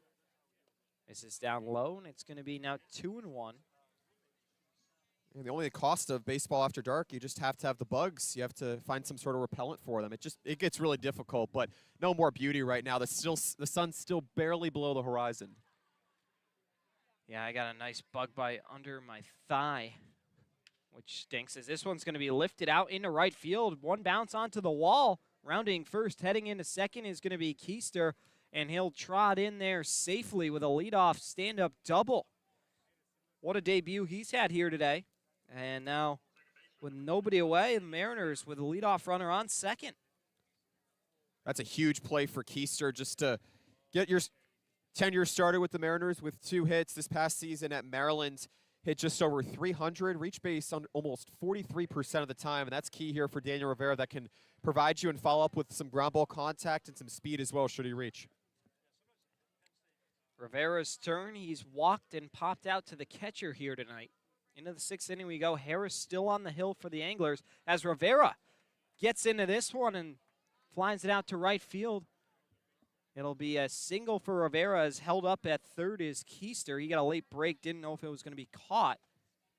And so no runners on the corners with nobody away for the top of the order and Jacob Humphrey. And that would just be an extra out, and it was a wise decision that time from Mark Tebow to be a bit more conservative there. You know Keister has some speed, but unlike Rivera, not the biggest threat to cruise around the base pass and score additional runs here. Jacob Humphrey still working with no outs. Humphrey on the day has a pair of singles. He's stolen a pair of bases and also grounded into a fielder's choices. They take a look over at Rivera. He's barely back in there safely. Close play, had to kind of go in there with his left hand. Nonetheless, able to pull it out. Harwich running aggressive. Rivera with a big lead over at first. And the pitch. Nope, they'll go take a look at Rivera again. He's back in there without a slide this time. He's kind of gliding back in.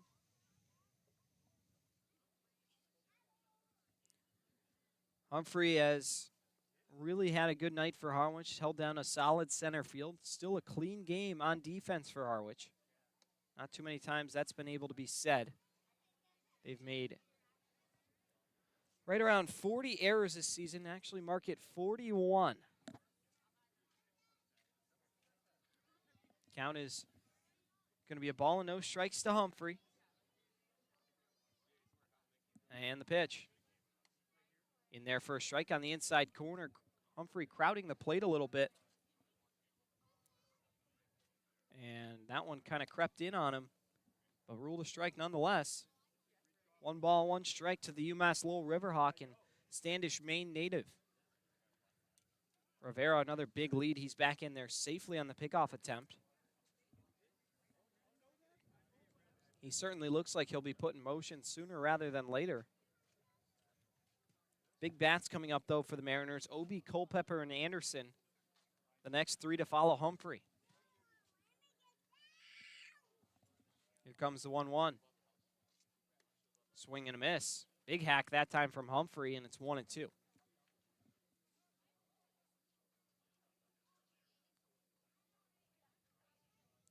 Rivera making that lead more and more with every pickoff attempt over there. Down at third is Keister. 2 on, nobody away here in the 6th. The pitch. Swing and a miss. Down goes Humphrey. Strikes out for the first time here tonight. And so now there will be 1 away. And that's a key strikeout here for Zach Harris to get the Georgia Southern product. Began the season, his first 2 outings, both of them relief, without giving up a hit. And ever since he got that start and another relief appearance as well, he's been shaky with the command, especially against the Mariners lineup that's very contact heavy, aside from the 2-run blast from Anderson. Here comes the first pitch to Obi, and it's going to be cut on a miss, make it 0-1. Humphrey and Obi, 2 guys that are big-time boom or bust. I mean, top 2 on the Harwich Mariners, but Obi, the home runs leader and stolen bases leader amongst other categories that are put at the top for a reason, but also have that downside of being punched out. Was in motion that time, but the pitch is fouled off, and now it's going to be Obi down on the count, 0-2. Or rather, yes, 0-2.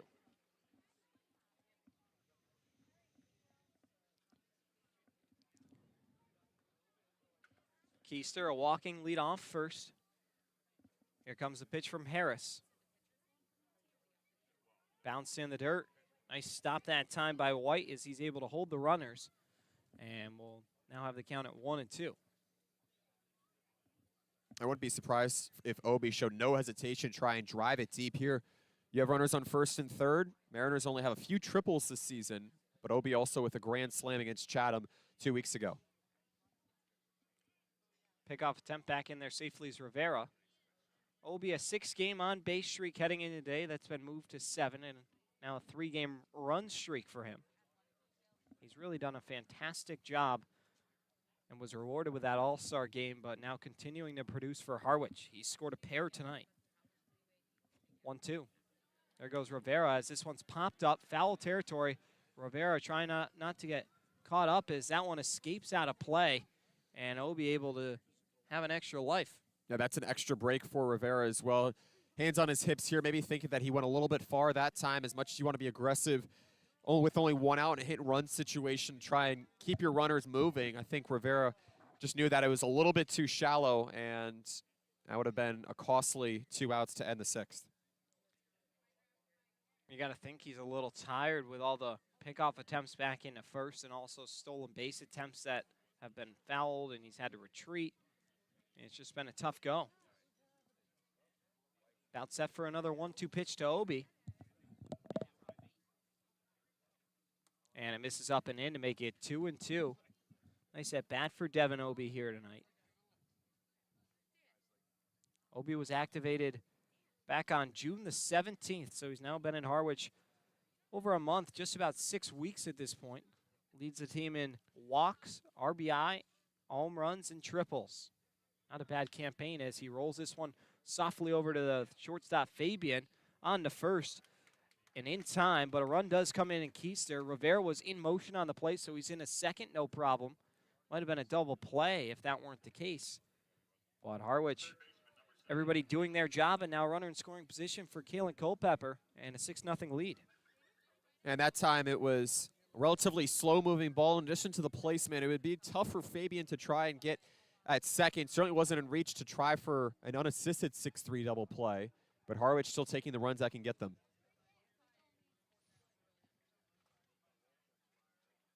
First pitch to Culpepper is going to miss outside for a ball, 1-0.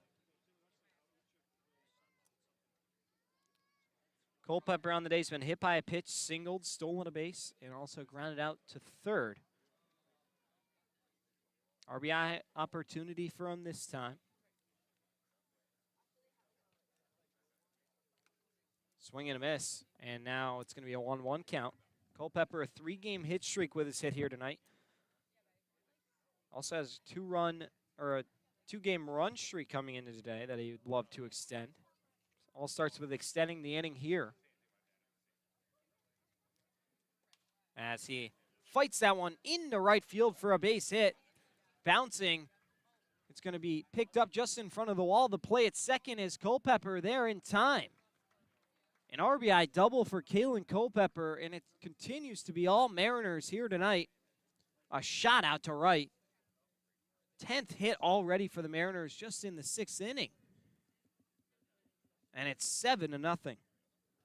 And this is turning into a bit of a disaster for Harris, just unable to get one more that he needs. He had that strikeout to get the first out here in the 6th. Could have just been a 1-run game, or a 1-run inning, I should say, against the Georgia Southern right-hander had he been able to get one more after the RBI ground out from Devin Obey, and that draws out the pitching coach and Mike Henneman. They will make the move. So to the bullpen we go and step aside here. 7-0 Harwich. We'll be right back in a flash on the Harwich Mariners YouTube network.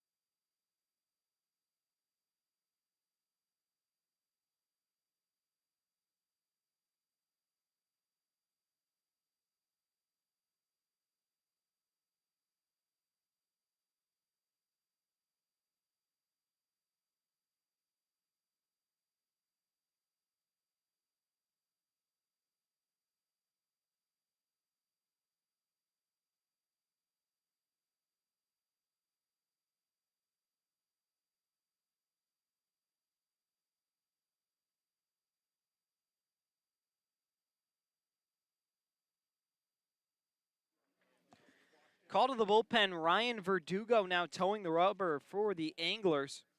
Verdugo, a native of South El Monte, California. Went to Cal State Bakersfield, making his debut for the Anglers here tonight. 6'2", 200-pound righty.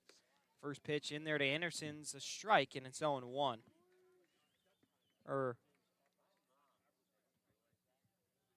Anderson on the day as homered, also struck out and hit a sacrifice fly. 3 RBIs tonight from him. It's been a great game thus far. Next pitch is going to be bounced in the dirt, gets away from the catcher. Down in the third goes Culpepper. So now he's 90 feet away. Zach Harris, 3 2/3, 5 hits, 1 walk, 1 strikeout, and currently on the hook for 4 earned runs. Could be 5 if Culpepper finds his way home. And for Ethan Anderson, another opportunity to drive in a runner. Already has the 3 RBIs, as I alluded to.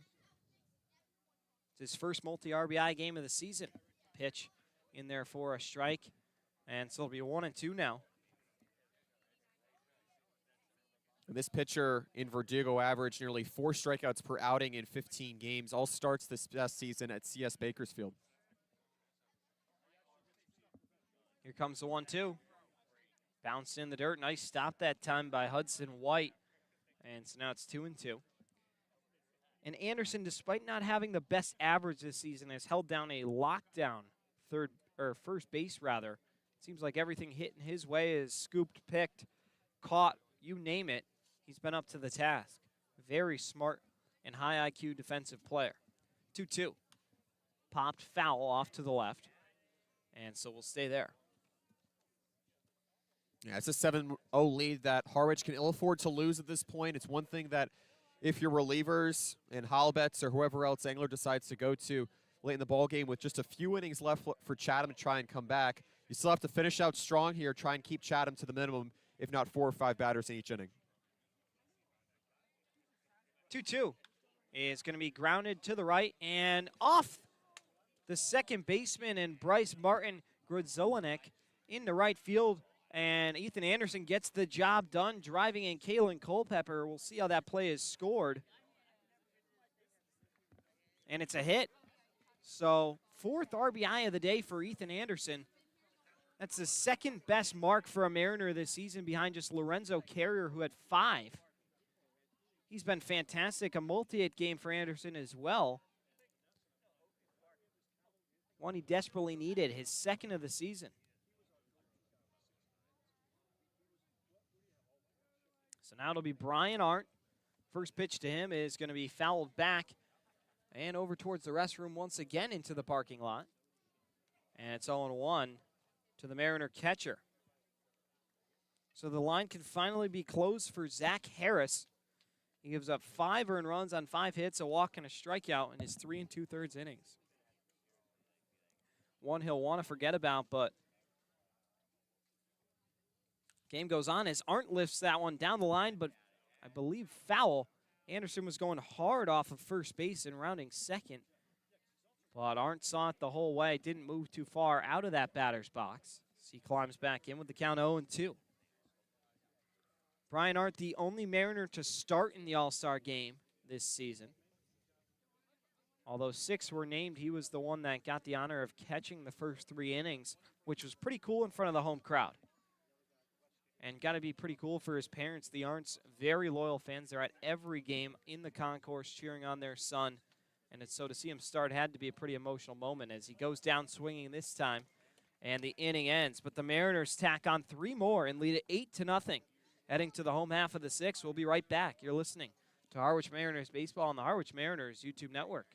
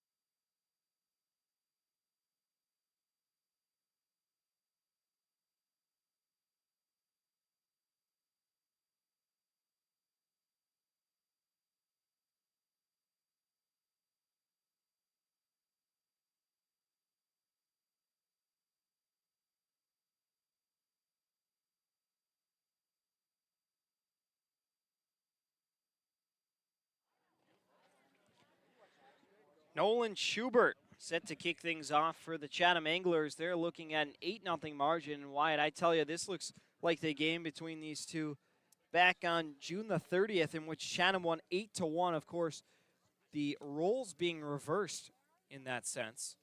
But it's been all Harwich in the same way that that game was all Chatham. First pitch from Holubitz misses for a ball. It's 1-0.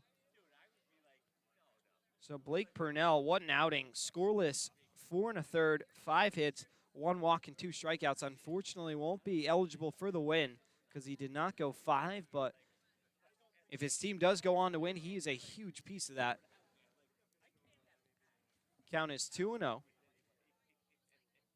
As here's the pitch from John Holubitz, the Old Dominion product, and it misses outside 3-0.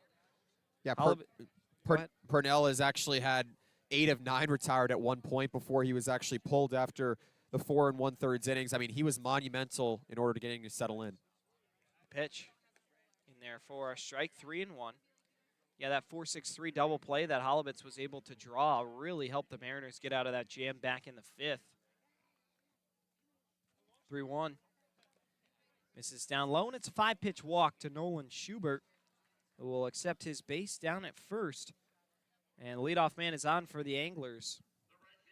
Just the only time, actually, or the second time that they've had the leadoff man on, if you include the drop third strike. I guess at this point we can just kind of rule it a strikeout or not a strikeout, however you want to see it. I believe statistically it will go down as a strikeout. As here's the pitch, and it's going to be in there for a strike, 0-1.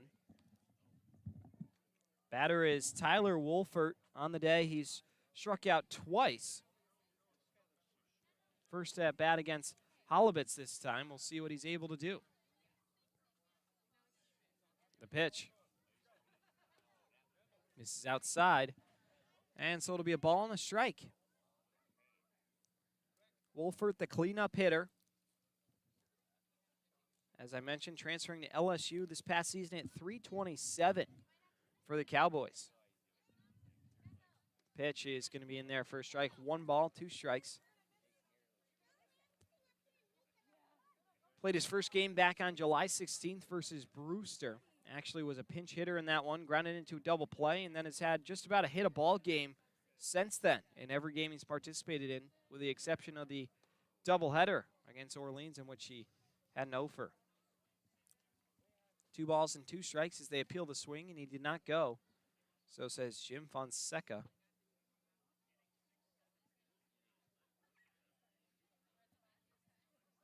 Kyson Donahue on deck. 2-2 pitch is going to be flared into right field and down for a base hit. Rounding second, heading into third is Schubert. Obi hitting the cutoff man, as now Chatham with runners at the corners and nobody away here. Trying to make this margin a little more respectable as they trail 8-0. For Wolfert, not really expecting, or not sure what to expect there. Lunged at that slider low and away from Holubitz, the right-hander, just not getting that foul ball contact that I'm sure he wanted. And now runners on the corners here. This is Holubitz really fighting to lose right here, and the shutout is in danger.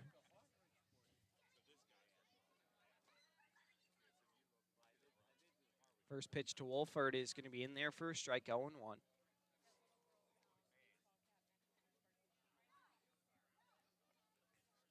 Donahue on the day has had a single and also a ground out to the pitcher, and Purnell, who actually took it himself all the way to the bag. Next pitch is going to miss down low to make it a ball and a strike. Donahue out of Hawaii, native of Honolulu. 6'3", 210-pound, rising senior. As next pitch, 1-1 is foul tipped, maybe into the mitt, and it'll be a ball and 2 strikes. He plays all over the infield. We've seen him at first, second, third, shortstop, and even as a designated hitter. Played for the Anchorage last summer in the Alaska League, which is probably closer to Hawaii than we think. 2 balls and 2 strikes.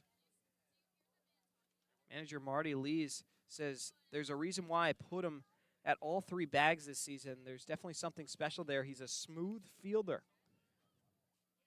And every coach loves a utility guy, someone who can just get their assignment, and it's a yes, coach, as that one misses just inside to make it 3 balls and 2 strikes.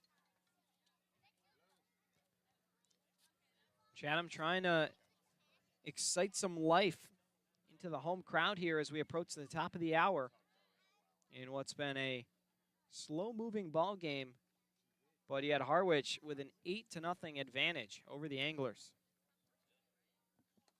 As that one's cut on a miss, down goes the batter, and Donahue.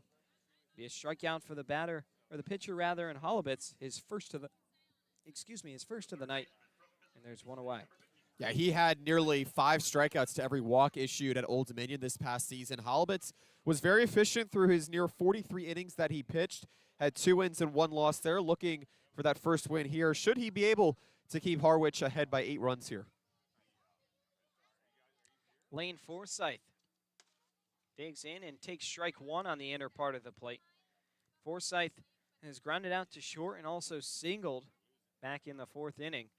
Big opportunity to put the ball in play and get Chatham on the board here. Holubitz comes set. And the pitch. Swing and a miss. Holubitz ahead 0-2, trying to work his way out of a jam he got himself into. A walk and a single to start the 6th. And then a strikeout of Donahue and a pitch away from punching out Forsythe, and then just being able to focus on the next batter in White. We'll see what happens. The 0-2. In there, strike 3, Garcia rings up the batter in Forsythe. Back-to-back strikeouts for Holubitz, and he might pull some magic out, as now just needs to retire Hudson White to keep the shutout going. And a strikeout the side as well. Holubitz now finally settling in, resembling the dominance that he showed with a scoreless 2 2/3 innings, the 4 strikeouts in that debut and the 12-0 loss at Orleans. Much different stakes here. Hudson White has struck out and grounded into a fielder's choice already tonight as he watches strike 1 whiz by to make it 0-1. White, the catcher tonight, stands in the right side against the righty Holubitz. Holubitz comes set at the chest, and the pitch. Bounced in the dirt. Nice stop by Brian Art to make sure there's no advancement in the runners, and so it's 1-1. White's best game came back on July 1st, in which he went 1 for 2 with a 3-run blast against the Hyannis Harbor Hawks at home. Next pitch misses up high, and so the count will be 2-1 now.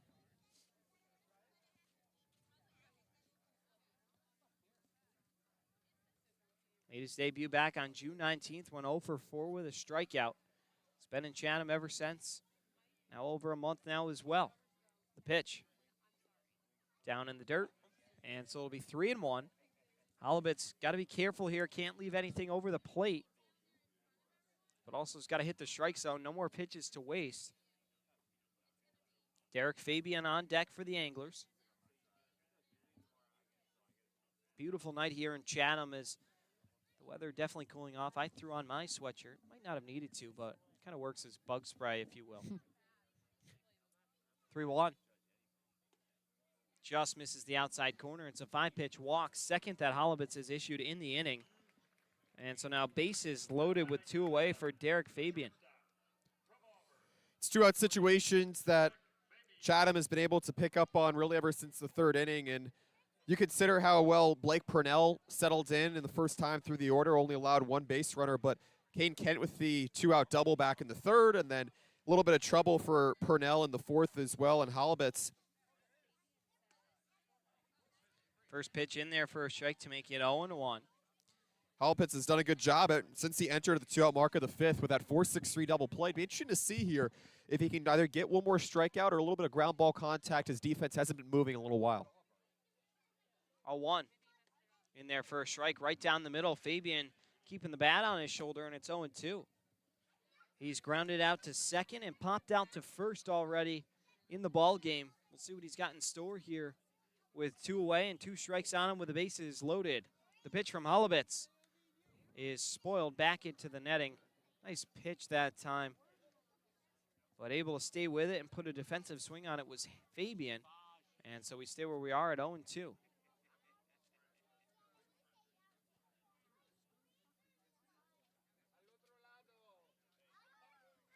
Holubitz set. Here it is. Swing and a miss. He got him. Holubitz gets out of the jam. A big strikeout. His third of the inning, his third of the night. It strands the bases loaded, and the inning ends. We're 2/3 of the way through this one. Harwich has been all over the scoreboard tonight. 8-0. They lead it. Heading to the final third of the ball game, we step aside here on the Harwich Mariners YouTube network.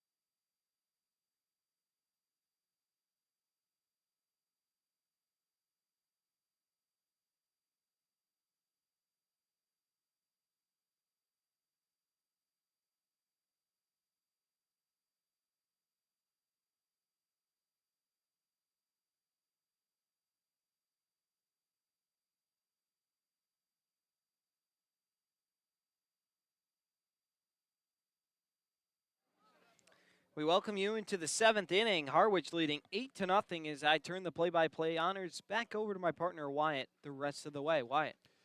All right, Devin, the Mariners ahead 8-0 on 11 hits thus far. Ali Camarillo, Elijah Lambros, and Kevin Keister due up here to start off the 7th inning. Baseball after dark here in an East Division battle. The first pitch from Verdugo. A slider taken down the middle for strike number 1 here to the Chula Vista, California native in Camarillo. Looking to extend his hitting streak from 4 games to 5 here, Devin. He has been magnificent all the while in the past handful of games here for Harwich. The 0-1 he sees. Taking down the pipe again. It goes to 0-2. Harwich ahead 8-0 here after an RBI ground out from Kalen Culpepper, a 2-run home run from Ethan Anderson in the opening frame. 2 runs in the 5th and 3 in the 6th. Camarillo trying to stay alive, and the 2-strike pitch sails low to make it 1-2. Camarillo has certainly improved upon his plate discipline as the season has gone on. It's helped him with an on-base streak that has now gone to 5 games here. But Harwich looking to activate its bottom third of the order here and get some hits there. The 1-2. Bang back up the middle. It's on the ground for the shortstop. Fabian collects, moves to his left, fires onto first. Dug up out of the dirt in time. Caden Kent that time beating Camarillo. And a nice job on the receiving end as the leadoff man is gone here in the 7th for Harwich. A really nice dig by Caden Kent. I mean, this was a tough play. Camarillo looked like he had the base hit, was hustling down the line, and a strong throw from Fabian dug out. And that will be out number 1 here in the 7th. Now Elijah Lambros, the right-handed batter of Maryland, steps in. The first pitch from the right-hand throwing Verdugo misses low for ball number 1. Harwich ahead 8-0 here, moving into the final innings here at Veterans Field. Harwich looking for its first win against Chatham away from White House Field. The 1-0 try. A slider clipping the upper half as it goes to 1-1 here. Well, Devin, you consider how much Harwich needed this game to start off its final quarter of the season on a strong note after a 2-day pause for the All-Star break and the festivities at White House Field that hosted the All-Star game. 1-1 just misses low here to Lambros out of Fredericksburg, Virginia, as the count moves to 2-1. But for Harwich to be able to take advantage of a Chatham lineup that has been struggling with its pitching for most of the season, it's a crucial spot to be in here. Ahead 8-0, so the few innings left for insurance here. The 2-1 from Verdugo, lofted into left field, and it's through for a base hit in the air. Lambros, a wide turnaround first, and he will hold right there. Elijah Lambros with his first hit on the night. He moves to 1 for 4 as Harwich has its 12th hit on the ball game.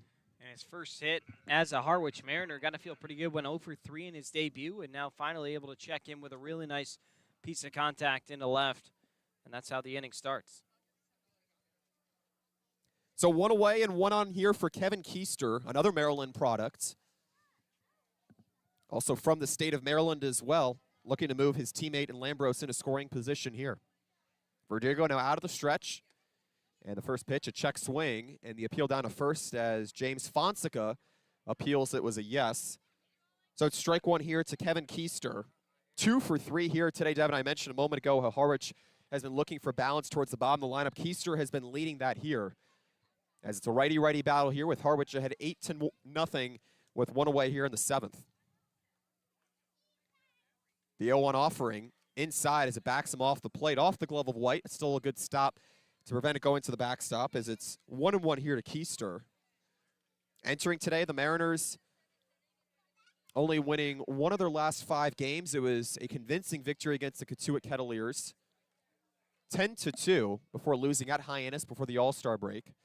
The 1-1 try banked back behind home plate as it goes to 1-2. Certainly have seen the Mariners aggressive early in counts, certainly helped them to 3 runs in the first inning, and they kept that going in the 5th and the 6th inning as well. The sacrifice fly, an RBI base hit, and one as well from Ethan Anderson. Kalen Culpepper with the RBI double for a 3-run 6th inning.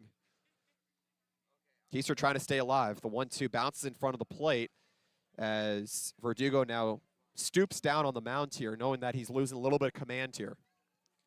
And Lambros probably should have gone that time. The catcher had no idea where the ball was, and those are the opportunities you got to capitalize on. Those dirt ball reads, something coaches look for. And you'll see with more experience and more reads, more bases get stolen, and Lambros unfortunately just didn't pick that one up.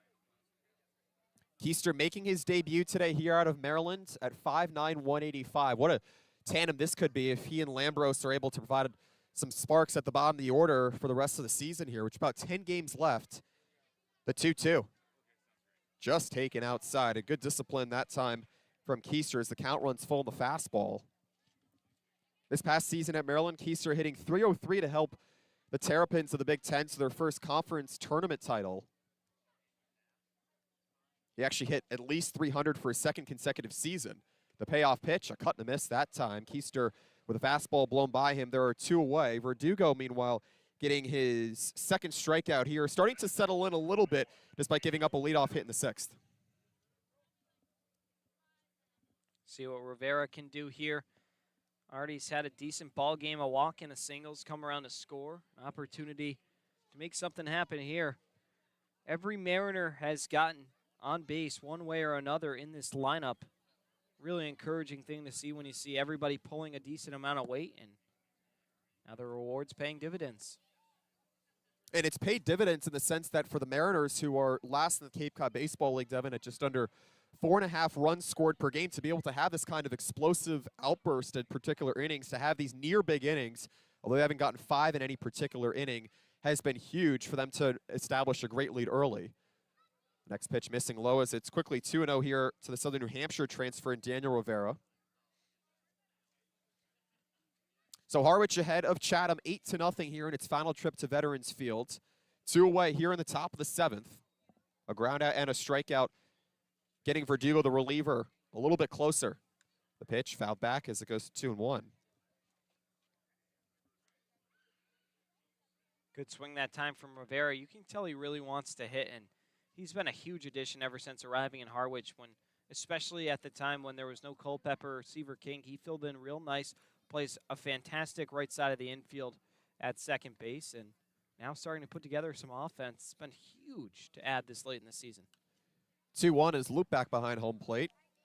So the count evens up at 2-2. A good battle back from the second Chatham reliever in Ryan Verdugo. Over his first 2 seasons at Cal State Bakersfield, out of the Big West Conference of Division I baseball, has 6 combined wins. This past season was 61 strikeouts, doubling what he did as a freshman 2 years ago. Runner on first, 2 away. The 2-2. And it just misses low on a slider, 3-2. Slider command has not been there thus far, but Rivera is certainly willing to be patient here. He is 1 for 2 here today after a single to right field back in the 6th. It came across the score on an RBI base hit from Ethan Anderson.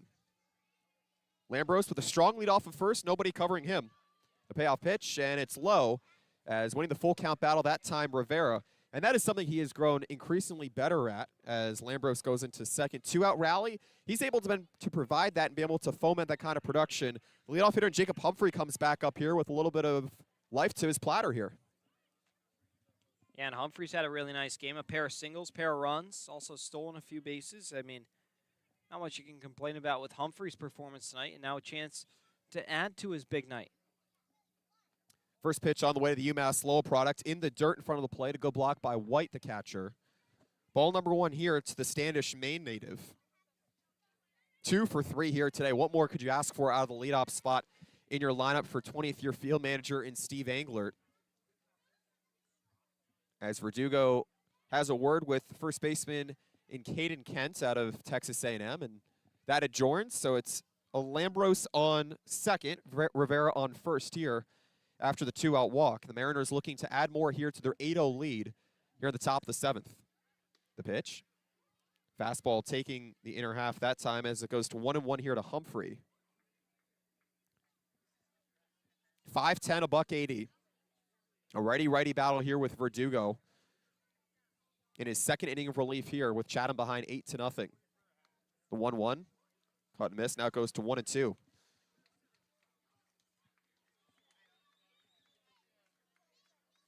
Harwich still with about 6 Cape Cod East Division battles left, in which Harwich has gone 8-10 this season against its division opponents. On the verge of taking a huge one here on the road. The 2-strike pitch, fastball high above the letters, and a check swing. And they're going to say that he held up as it goes to a new count here. 2 balls and 2 strikes against Verdugo, who has certainly struggled to get consistent outs here. He has retired no more than 2 in a row here as he still looks for his 6th strikeout here against Jacob Humphrey. 2 on, 2 out here with Harwich still ahead by 8. The floodlights on. The 2-strike pitch, bounce in front of the dirt, gets away to the left of White, the catcher, and there will be no throw down to second as both runners are in scoring position here. Well, a wild pitch from Verdugo has been losing that command, haunts him further here as he has still 1 more out to get, and Jacob Humphrey with a vacant bag. Yeah, it's not going to be easy. Humphrey, a guy who's been seeing the ball well here tonight despite his strikeout back in the 6th inning, and now already his 5th at bat. See if he can cash in. And it misses high. So the full count battle here for Jacob Humphrey is 1, and he does occupy that vacant base as looks to be the day here for the relief pitcher in Verdugo. So with the bases loaded here with 2 away here in the 7th, Harwich ahead 8-0, not quite done yet. A pitching change is signaled for here by Chatham. This is Harwich Mariners baseball on the Harwich Mariners YouTube network.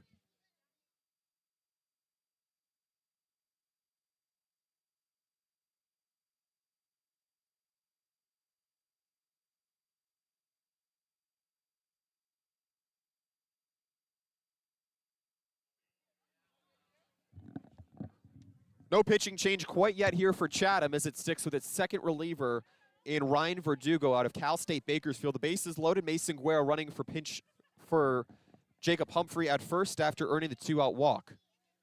Devin Obie steps in. The first pitch taken high on a fastball for ball number 1. Well, with Mason Guerra on the base pass here, it's not a matter of speed comparison given that Jacob Humphrey has the most stolen bases on Harwich this season. Just a matter of getting some fresh jerseys into the ball game here with Lambros on 3rd, Rivera on 2nd.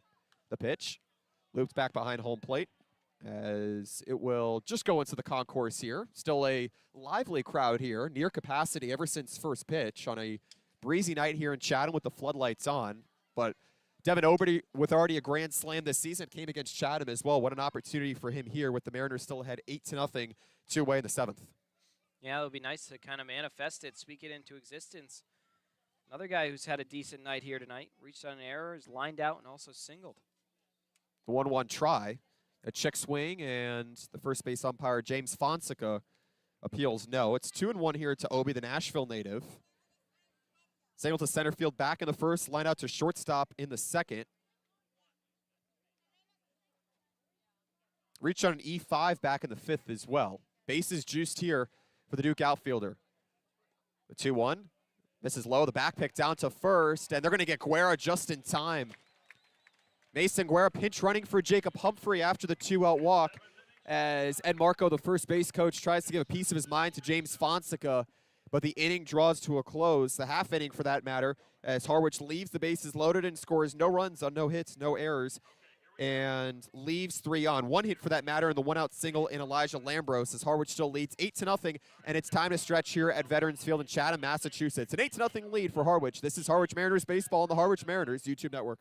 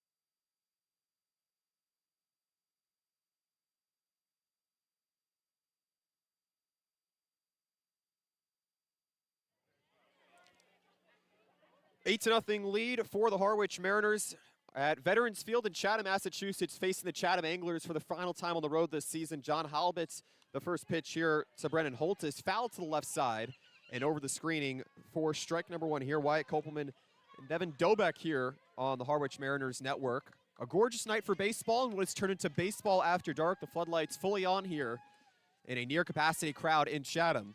The 0-1 offering, a changeup missing on the outer half. As the count evens up at 1-1 here. Halibut's, meanwhile, on for his 3rd inning of relief, his 2nd full. He would be in line for the win here as Blake Purnell, the starter, only went 4 1/3 innings. Here's a 1-1 try. A fastball zips high above the letters as it goes to 2-1.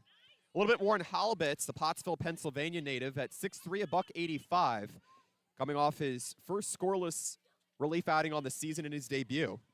The 2-1 deal. Fastball foul tipped into the glove as the count goes to 2-2. Halibut's has done a good job of battling back, and Devin back in the 6th. He actually struck out the side. An excellent job to get out of a mini jam in which he left 2 on. Chatham still scoreless, trailing 8-0. A 2-strike pitch. Slider just missing low and away at the knees. 3 balls and 2 strikes here to Brennan Holt. 1 for 2 here today, but you consider Halibut's and what he's able to bring here to a bullpen that has been trying to provide that support for the lineup at certain times this season. The payoff pitch, foul tip off the glove of Arndt, and the count stays alive here. Halibut's can be a real asset going down the final stretch of the season with the Mariners in the driver's seat to try and get into the Cape Cod East Division playoffs. Yeah, no, you need to find good relievers, and Halibut's could be just that. I mean, the amount of turnover that's still continuing this late in the season is definitely cause for concern. Payoff pitch, fastball cut on and missed. Halibut's gets his 4th strikeout in his 2nd relief outing on the season as there's 1 away here in the 7th, and the fastball has been commanding here. Chatham not having much of an answer thus far. Yeah, and when his stuff is working, it really is hard to catch up to. I mean, did have the 2 walks, so his control has been a bit of a problem here tonight, but still finding ways to gas it by these Anglers, and it's been a decent outing from Halibut since coming in relief. The first pitch on the way to Caden Kent. Slider down the pipe for strike number 1 here. 2 for 3 here in the leadoff spot for the Chatham Anglers tonight, trailing the Harwich Mariners 8-0 here in the bottom of the 7th. Now 1 away. The pitch. Lined over to the right side and through for a base hit on the ground, right in the 3-4 hole as Ethan Anderson was unable to get to his right in time. There's a one-out base runner here in the 7th. Credit to Caden Kent. I mean, for a Chatham lineup, Devin, that really hasn't lacked or hasn't had a lot of connected hitting, Kent has been there time and time again on different pitchers. Yeah, no, he's been really consistent, picks up his 3rd hit. I mean, not much more you can ask for out of your leadoff hitter. He's been getting on and continuing to move the line. His other teammates just been unable to push him around. Now over to Bryce Martin Grudzelanek out of USC. The first pitch he sees. Fastball down the chute for strike number 1. 0 for 3 here tonight. Meanwhile, Halibut's forcing him into a 4-6-3 double play in what was Chatham's 28th to close out the 5th for his first out of relief here. Ever since, he's been magnificent. The 0-1 offering. Line over towards the right side. Rivera fields on 1. Goes on to second for 1. The throw back to first, and it's in time. Daniel Rivera failing on a laser that time at the lip of the outfield grass. He got it to Camarillo, his shortstop, and Camarillo cashed in as is an inning-ending 4-6-3 double play to keep Chatham quiet here after 7. No runs on 1 hit, no errors, and none left on base thanks to the Southern New Hampshire transfer in Daniel Rivera as Harwich turns its 26th double play on the season. 8-0 lead for the Mariners going into the 8th inning. We'll step away. This is Harwich Mariners baseball on the Harwich Mariners YouTube network.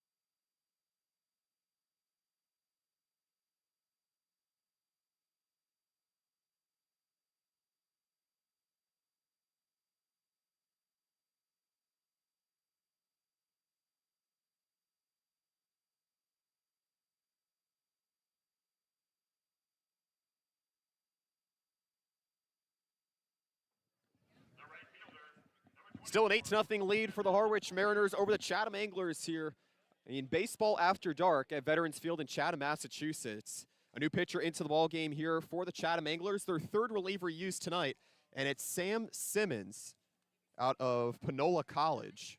He wears number 36 in red on a white top with white pants and a royal blue cap. 6'3", $170 out of Manville, Texas. Just finished up his freshman year at Panola Junior College. First pitch to Devin Obie, a check swing, and the home plate umpire, Mickey Garcia, says he went around for strike number 1. The final line on Verdugo here for Chatham went 1 1/3 innings, 2 hits, and it was a scoreless 1 1/3 innings for that matter. The pitch bounces in the dirt as it goes to 1-1 here to the Duke outfielder and Obie. He issued 2 walks and dealt 2 strikeouts here. An 8-0 lead for Harwich. The 1-1, a changeup that goes low as it goes to 2-1. Well, you consider how much Harwich needed to get a win here for playoff implications, but also for season series implications. This has been the way to do it with a lot of balance in the lineup. The 2-1 offering, foul tipped off the glove of the catcher, White, as the count evens up again here to Obi.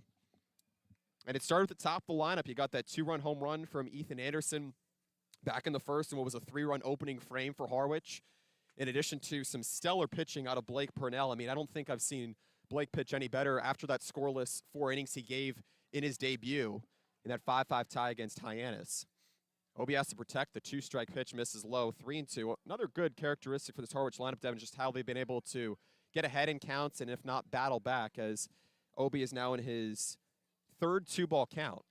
The payoff pitch spiked back behind home plate. We'll do it again. Yeah, no, Harwich has had the consistent offense. It's been really enjoyable to watch, something that they've definitely struggled with. We talked about how it was good against Katuitt, but to find it again against Chatham 2 times in 3 games, really encouraging. Payoff pitch, dips low and inside, and Obi earns a walk. It's his first on the day. He reaches for the 3rd time after signaling to center field and the E5 he reached on in the 5th. And the leadoff runner is on here again in the 8th. But for Obi, he certainly had the opportunity to drive in 2 runs with the bases loaded back in the 7th before Mason Guerra, the pinch runner for Jacob Humphrey, was picked off back in the 7th. And he has quite the lead off of first here with Kalen Culpepper up. Should he reach, it's 2 stolen base threats here. The first pitch, a called strike on the inner half for strike number 1. As Harwich leads 8-0 here in the top of the 8th. Still none away here against a new reliever, the right-handed in Sam Simmons. Culpepper, meanwhile, with 2 base hits on the day, both coming in his last 2 at-bats. The 0-1 offering outside on the sliders that goes to 1-1. Well, you also consider having the balance in the order, but against Chatham, in being able to attack a starter you've already faced twice now in Seppings. The pitch lopped over towards the right side. It's slicing foul, and it goes over the Harwich bullpen as it's 1-2 here to the Kansas State product and Culpepper. And Harwich had already faced Jack Seppings as well in its last trip here. You remember he got 2 wins this past season at Brown and looked in complete control against this Harwich lineup. But not today, as Seppings only went 2 innings, gave up the game's first 3 earned runs. The 2-strike offering served high out towards right field, slicing for McDonald, the new right fielder. He makes the catch, hardly moving to his left, and there's 1 away here in the 8th as Obi retreats back to first. Harwich has had a lot of pressure on Chatham pitching here, especially in the 2-out spots as well. Yeah, they really have, and we talked about how the offense has just had a really great day at the plate, but when you add to the fact that the game before the All-Star break against Hyannis, they struck out 13 times, and now here tonight have just completely had this surge of just being fantastic. I mean, only have punched out 3 times up to this point and doing everything they can to put themselves in the best place to win. Yeah, and the man at the plate right now in the cleanup hitter, and Ethan Anderson, Devin Artie with 4 RBIs here today. He had the 2-run bomb back in the first as he skied the pitch foul back behind the home plate for strike 1. Had the sacrifice fly to left in the 5th, and then had the RBI base knock in the 6th. I mean, this has been a breakout day, to say the least, for the Virginia Beach, Virginia native, with Harwich ahead 8-0 over Chatham on the road. The next pitch taken for a strike off the glove of White, the catcher, to his right. And he blocks it in time to prevent Obi from scampering down to second. So Anderson will have to protect here. 2 for 3 here today. Came across to score on an RBI base hit.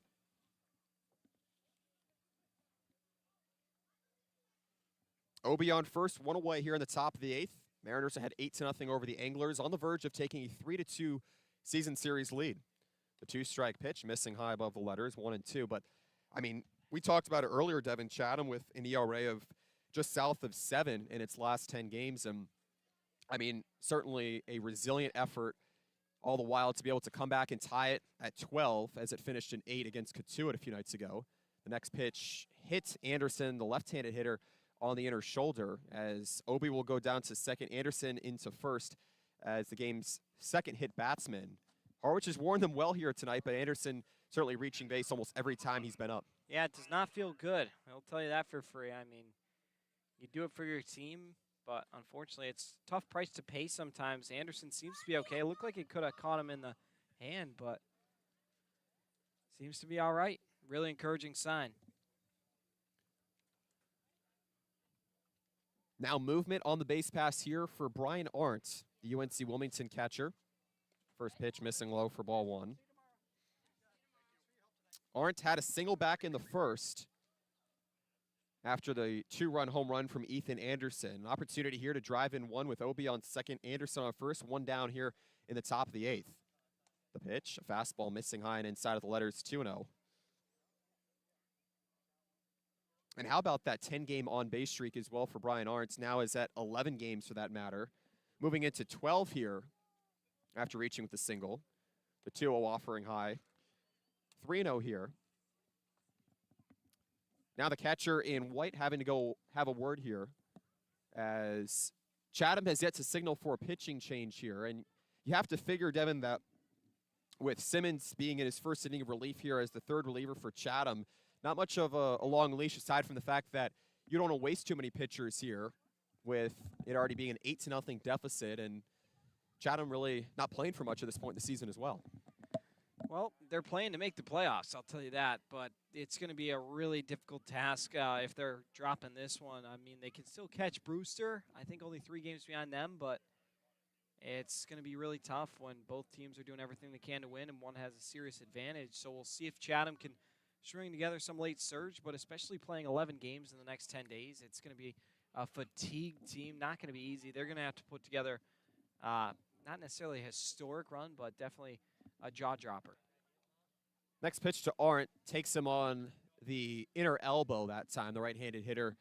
Now into first, and some considerable control problems here as well for Simmons this past season at Panola College. He had 5 wins, 3 saves as well. Very versatile pitcher in pitching different situations, only amassing a 2.25 ERA. But Harwich really just taking full advantage of his lack of control here, as that draws in Ali Camadillo, back-to-back hit batsman here against the right-hander at 6'3", 170.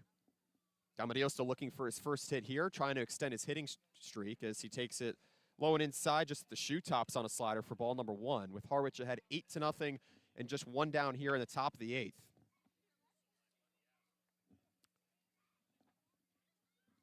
The 1-0 from Simmons, fastball high, 2-0. Well, Harwich has gotten not only some solid hitting throughout the lineup, taking that early 3-0 lead, its only lead it's been able to expand upon with 2 runs in the 5th and 3 runs in the 6th.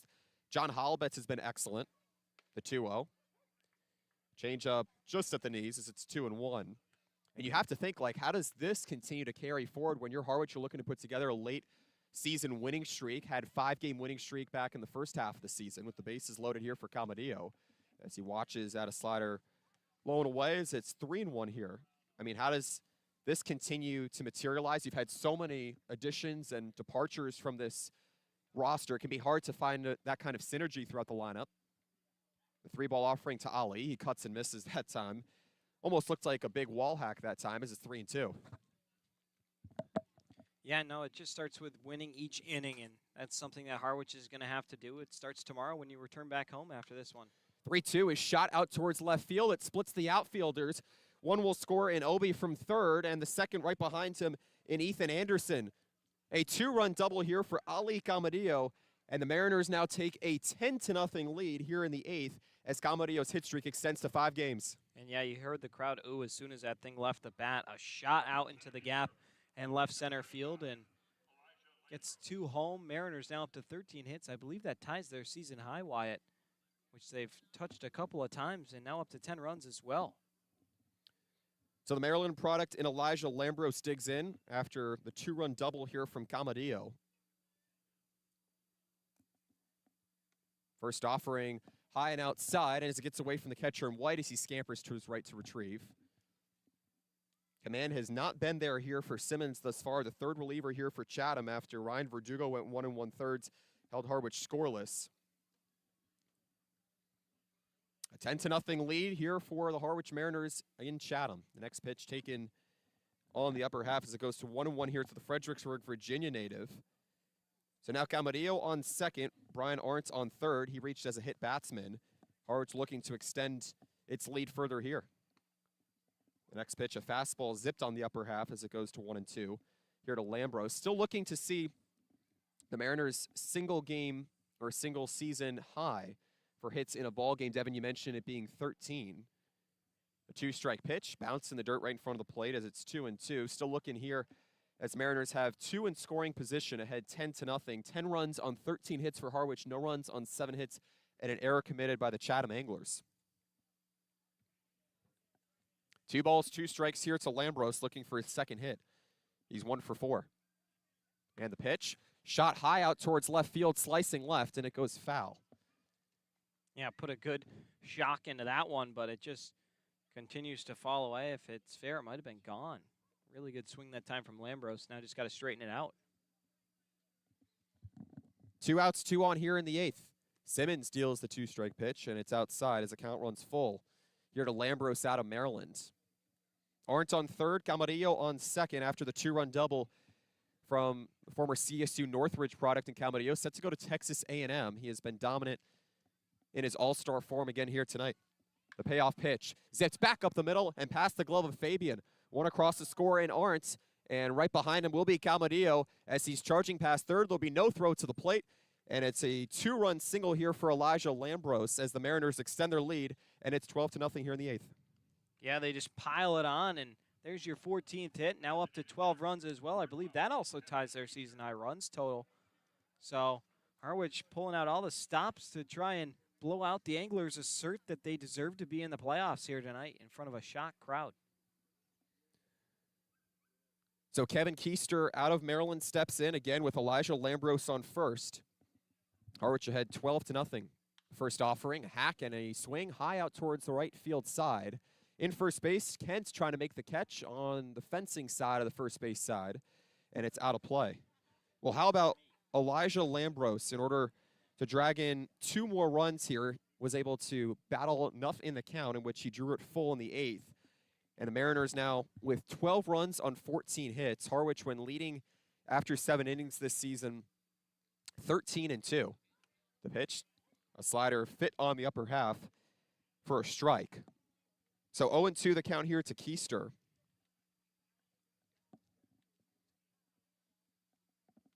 Simmons, the right-hander, set at the chest, and it's a cut and a miss that time as Keister goes down on strike. So the Mariners certainly looking to add more runs here, but already with 4 runs here in the 8th inning as it draws in Daniel Rivera as they're 2 away. Yeah, and you can't, unfortunately, go up and down the board all night, so Harwich was due for an out, and unfortunately it's at the hands of Keister, who's had an up-and-down game, now his 3rd strikeout, but he also has a pair of hits.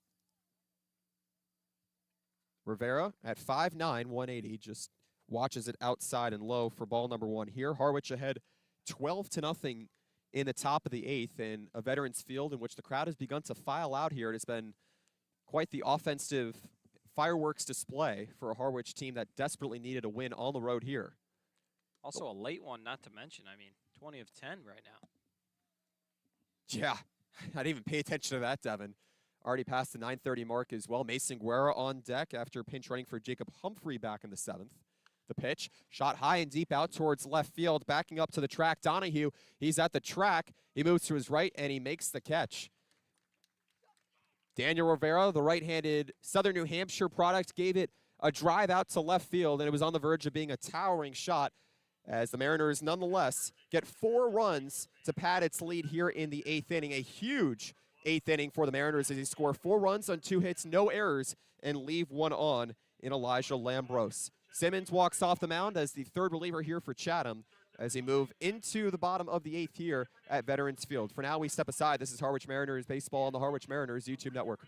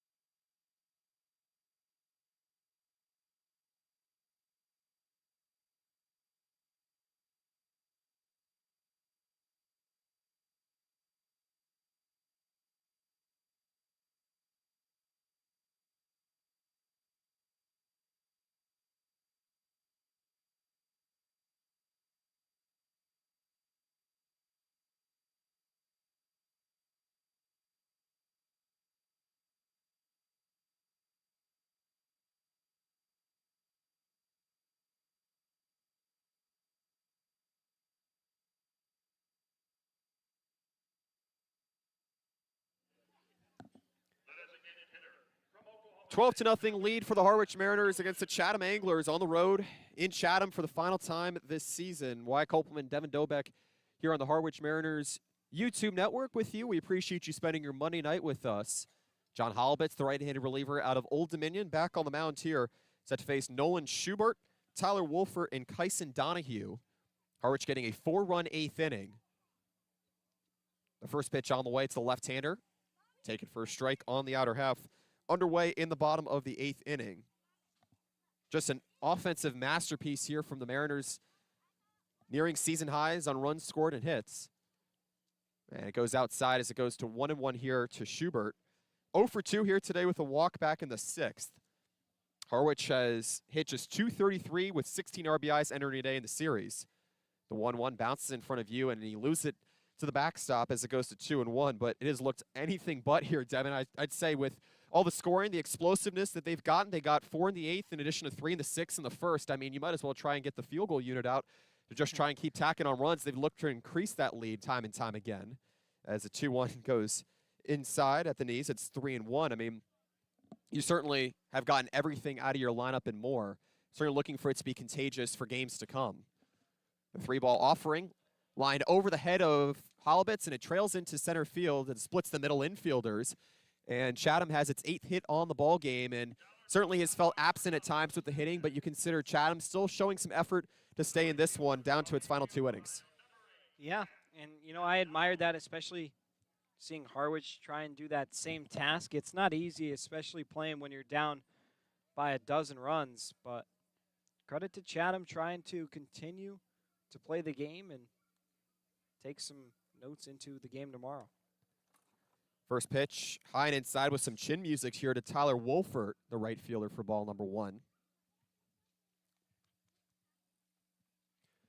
So a pinch hitter up here for Chatham, hitting for Wolfert in the cleanup spot. The next pitch is sliced to the right side, Anderson giving chase, and it's past the Harwich dugout as it's 1-1 here. Zach McDonald's filling in right field for Wolfert as of the 7th inning. He's up to bat here after Wolfert finishes out at 1 for 2. Reach on a pass ball back in the 2nd and struck out swinging back in the 4th. Single to right field in the 6th. The pitch taken on the inner half as it goes to 1-2 here. Chatham, a team that is 10-21-2, still in the bottom of the Cape Cod East Division standings, still playing for that playoff spot, though, trying to catch Brewster. The 2-strike pitch, slider missing low and away as it's 2-2. So still some time left in the season for Chatham.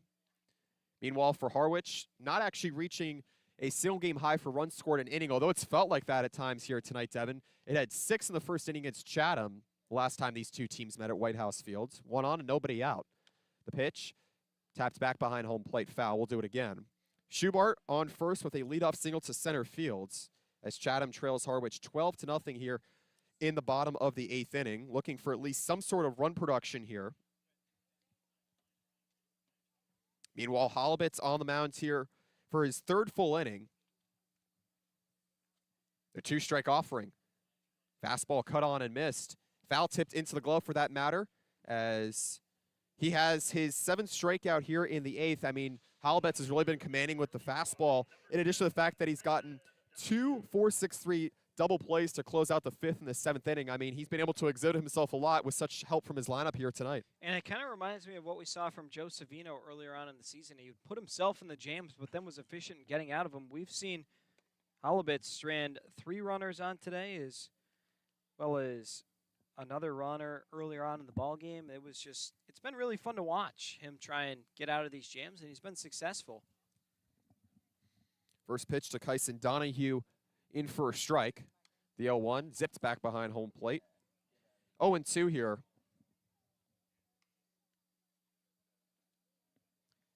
Harwich most runs in a game this season. Had 12 against Orleans.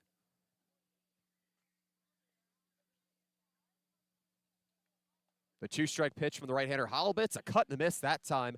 A slider that has him down swinging, and it's the 8th strikeout here for Harwich pitching, and John Holibitz, meanwhile, cruising with 5 strikeouts, an opportunity to strike out the side for the 2nd time here tonight.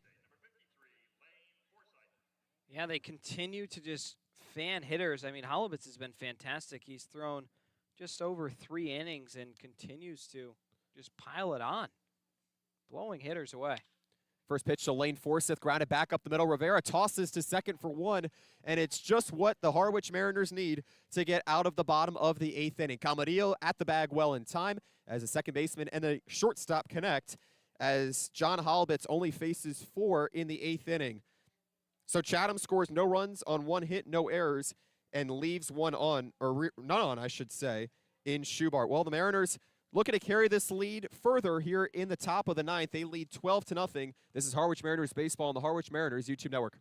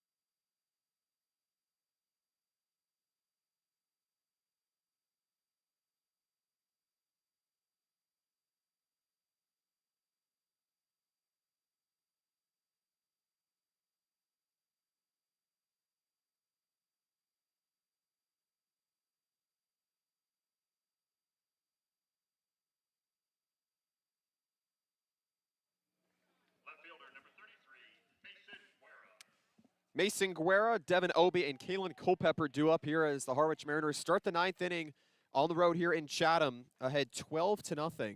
A 4-run 8th inning in which the Mariners were able to get 2 hits off of it, a pair of 2-run doubles as Mason Guerra steps in for the first time after pinch running for Jacob Humphrey for that matter. The first pitch, spike to the right side, foul as it slices past the Harwich bullpen. A new pitcher into the ballgame here in the 4th Chatham reliever in the former first baseman here tonight in Caden Kent. First baseman out of Texas A&M, going 2-way here against Guerra. Most of the crowd filing out here at Veterans Field. Baseball after dark, the floodlights are on. Bugs are out as well. Guerra looking for his first hit of the night as he shoots it high and deep out towards right field. McDonald going back, and he makes the catch at the track for the first out. And a little bit of a fulfilling applause in a different sense from the Chatham crowd here. And I think the dugout as well getting really into it for their first baseman. Also Chatham 2 outs away from getting out of it here. On the verge of falling 12-0 here against the Mariners. We'll still come up to bat one more time here. First pitch on the way outside for strike number 1. Tamalj LaCroix, a new activation out of South Carolina, watches the slider on the outer half as he fills Devin Obie. The 0-1 slider outside goes to 1-1 here. So Obie closed out the day with a hit, reached on an error on the third baseman and Forsyth back in the 5th, and earned a walk as well as he shoots this one out into left field, and it's down for a base hit. A slow falling baseball that time as he has his first base hit on the evening, and for that matter, in a Harwich Mariners uniform, and Harwich collects its 15th hit, leading 12-0 in the ninth. Yeah, and just put a nice easy swing on it. Ken out there not throwing hard, right under 70, a position player, of course, and just trying to eat this ninth inning for the Anglers. And just barreled it up. Nice little batting practice pitch. Dumped it into left field. Kalen Culpepper steps in for the 6th time here today. First pitch from the right-handed two-way player misses high for ball number 1. Harwich ahead 12-0 here. Harwich, prior to today, had a single game high 16 hits, or 13 hits for that matter, in a game in which it had those 13 hits and an 8-1 win at Falmouth, leading 12-0 here in the top of the ninth with one away. The pitch taken for a strike, and more celebratory encouragement here to the right-hander in Caden Kent, the former first baseman. 3-1 is lobbed high to the air, foul, and it's staying fair for that matter as McDonald moves to his left, makes the catch, 2-away here in the ninth. Chatham will be up one more time here in the bottom of the ninth, but certainly not a loss to look back on here, as Harwich, for that matter, maybe trying to get this one over as soon as possible as well, having to get back home tomorrow to White House Field. Yeah, and credit to Chatham. I mean, they could have their heads down and all be sitting on the bench, but they're up on the fence cheering on their interim reliever, so got to be pretty thrilled with that. Kent deals a slow-moving fastball in the outer half to Anderson for ball number 1. Runner on first, 2 away. Fastball misses high at the letters. Count moves to 2-0 here to the Virginia Beach, Virginia native. Had a 2-run home run to first back in the first, or 2-run home run to left for that matter. Next pitch high and inside as it's 3-0. So Harwich ahead 12-0 on the verge of picking up its first win since beating the Katuitt Kettleers, the best team in the Cape Cod Baseball League, and this is on the verge of being a resounding win. 3-ball pitch, a strike on the outer half as Anderson has to stay in the count. It is very audible, for that matter, to be able to hear the encouragement from the Chatham dugout. 3-1 is ripped to the right side, but it goes foul. So 3-2. Again, you credit Chatham. Caden Kent being called upon on the mound here to have to pitch after Simmons, the right-hander, only went just about 1 inning. And it was 1 inning, 4 runs in the 8th for Harwich as a 3-ball pitch sails way high, and that forces Anderson into first. 2 runners on here, and the Harwich Mariners still playing along with it, and Kent, the two-way player, having to fill here as Brian Arndt steps back in. Yeah, and it's just been that kind of night for Harwich. Now going through the order for the 6th time, and Arndt the 5-hitter. So just about halfway there, but see if they can tack on any more, get some momentum heading into the game tomorrow. First pitch on the way to Arndt, rolled over towards the left side. The third baseman, Forsyth, fires on the backhand onto first, and it's in time. So a pair of flyouts and a ground out here from Brian Arndt, giving Caden Kent, the two-way player, a little bit of help here in the top of the ninth as Harwich scores no runs on 1 hit, no errors, and leaves 1 on. As the Mariners still hold a 12-0 lead and need 3 more outs to secure their latest victory on the season and their first year at Veterans Field. 12-0 lead for Harwich. 3 more chances for Chatham here on the Harwich Mariners YouTube network.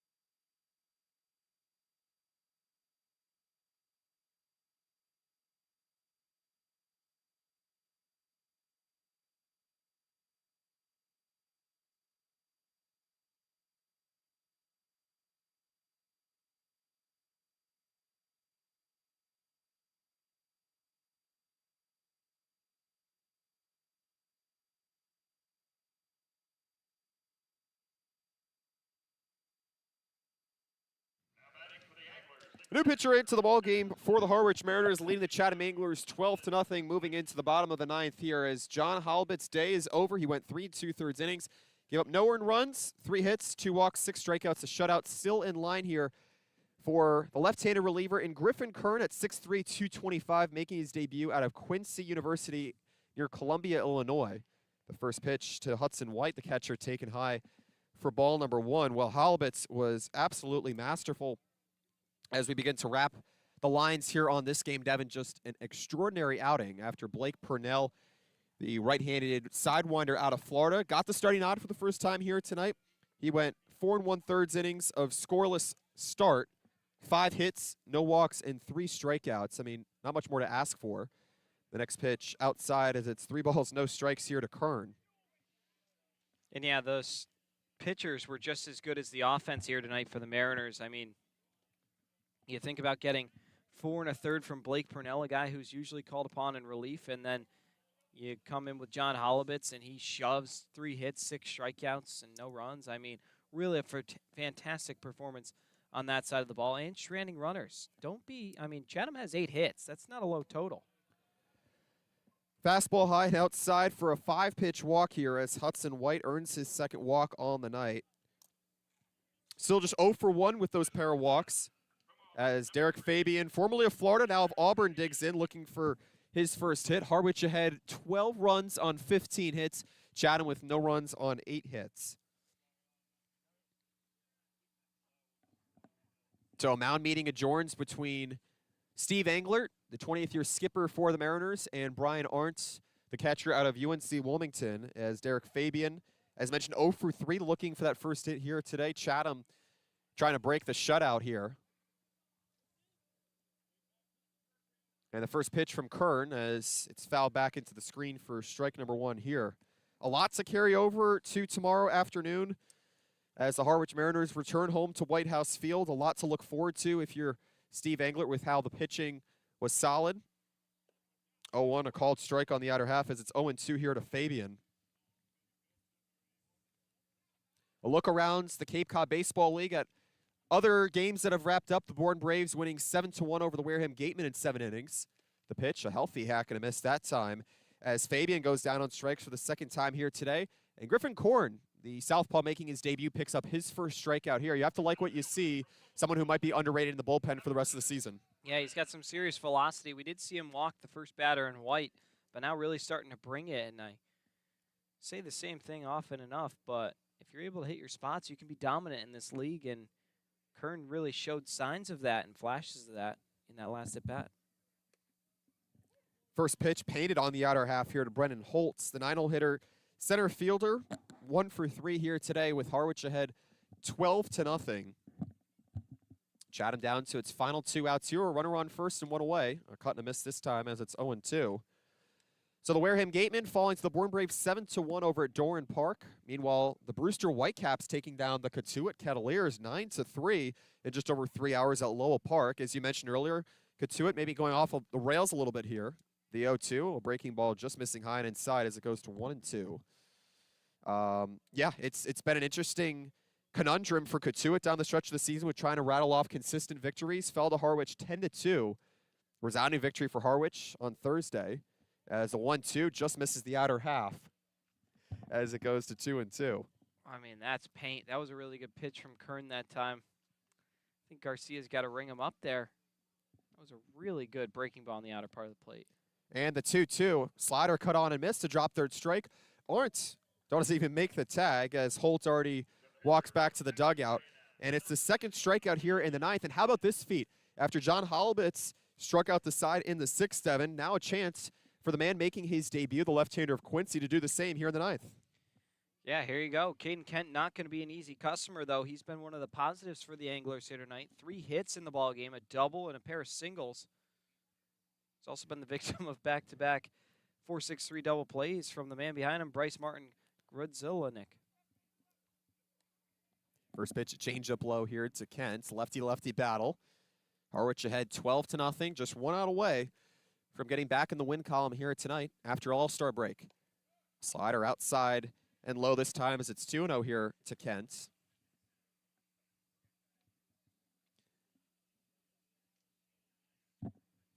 Opportunity here for Kent to reach with a runner on. Takes a fastball high and away as it's 3-0 here. So yeah, it's been hot and cold with control here for Griffin. As he comes set once again, here we go. And the 3-ball pitch is lasered over towards the right side on the ground into right field. Into second, Hudson White, and he will hold right there. Well, a little bit of traffic on the base pass here for the Chatham Anglers. They pick up their 9th hit on the ball game, still trailing Harwich 12-0. Yeah, nice game for Caden Kent. I mean, he's been fantastic, and you almost wish they could chase in some knocks behind him because he's just been so consistent and found ways to get on base even when the rest of his team is struggling. So really thrilled with his performance. 5 total bases now. So that brings in Bryce Martin Grudzelanek for that matter. The first pitch high on a fastball for ball number 1. Runners on first and second here. Chatham not done yet here with 2 outs in the bottom of the 9th from Veterans Field. The 1-0. A check swing as it's playing on the outer half. Count runs to 2-0 here. Bryce Martin Grudzelanek was ranked the 12th middle infielder in California. Transferred from UCLA and went to USC because it's the best school in the world, he believes. The 2-0 is lofted to the right side. That's a hot take, I'd say. Hey, some people have their preferences. Yeah. I guess so. Yeah, I know. But I don't go around yelling out that UMass is the best school in the country. I'll put it that way. I keep the biased opinions in the drafts. 0 for 4 here tonight, looking to reach base for the first time. There's a strike on the inner half, pinned with a strike and a fastball for that matter at the belt. Count is 2-2. Kern looking to strike out the side here as Halbitz did back in the 6th. We'll see if he can do it here. The pitch. Slider cut on and missed. Kern strikes out the side as just the second reliever out of the Harwich bullpen after 3 2/3 innings from John Halbitz, and that followed 4 1/3 innings of a shutout start from Blake Purnell as Harwich is back in the win column and takes a 12-0 victory on the field of Veterans Field against the struggling Chatham Anglers. Harwich wins in a longer than 3 hours ball game, and it's a convincing victory as Harwich picks up its 4th shutout on the season. Yeah, you got to be really thrilled with that. I mean, this was one of your best, if not your best, team win of the season.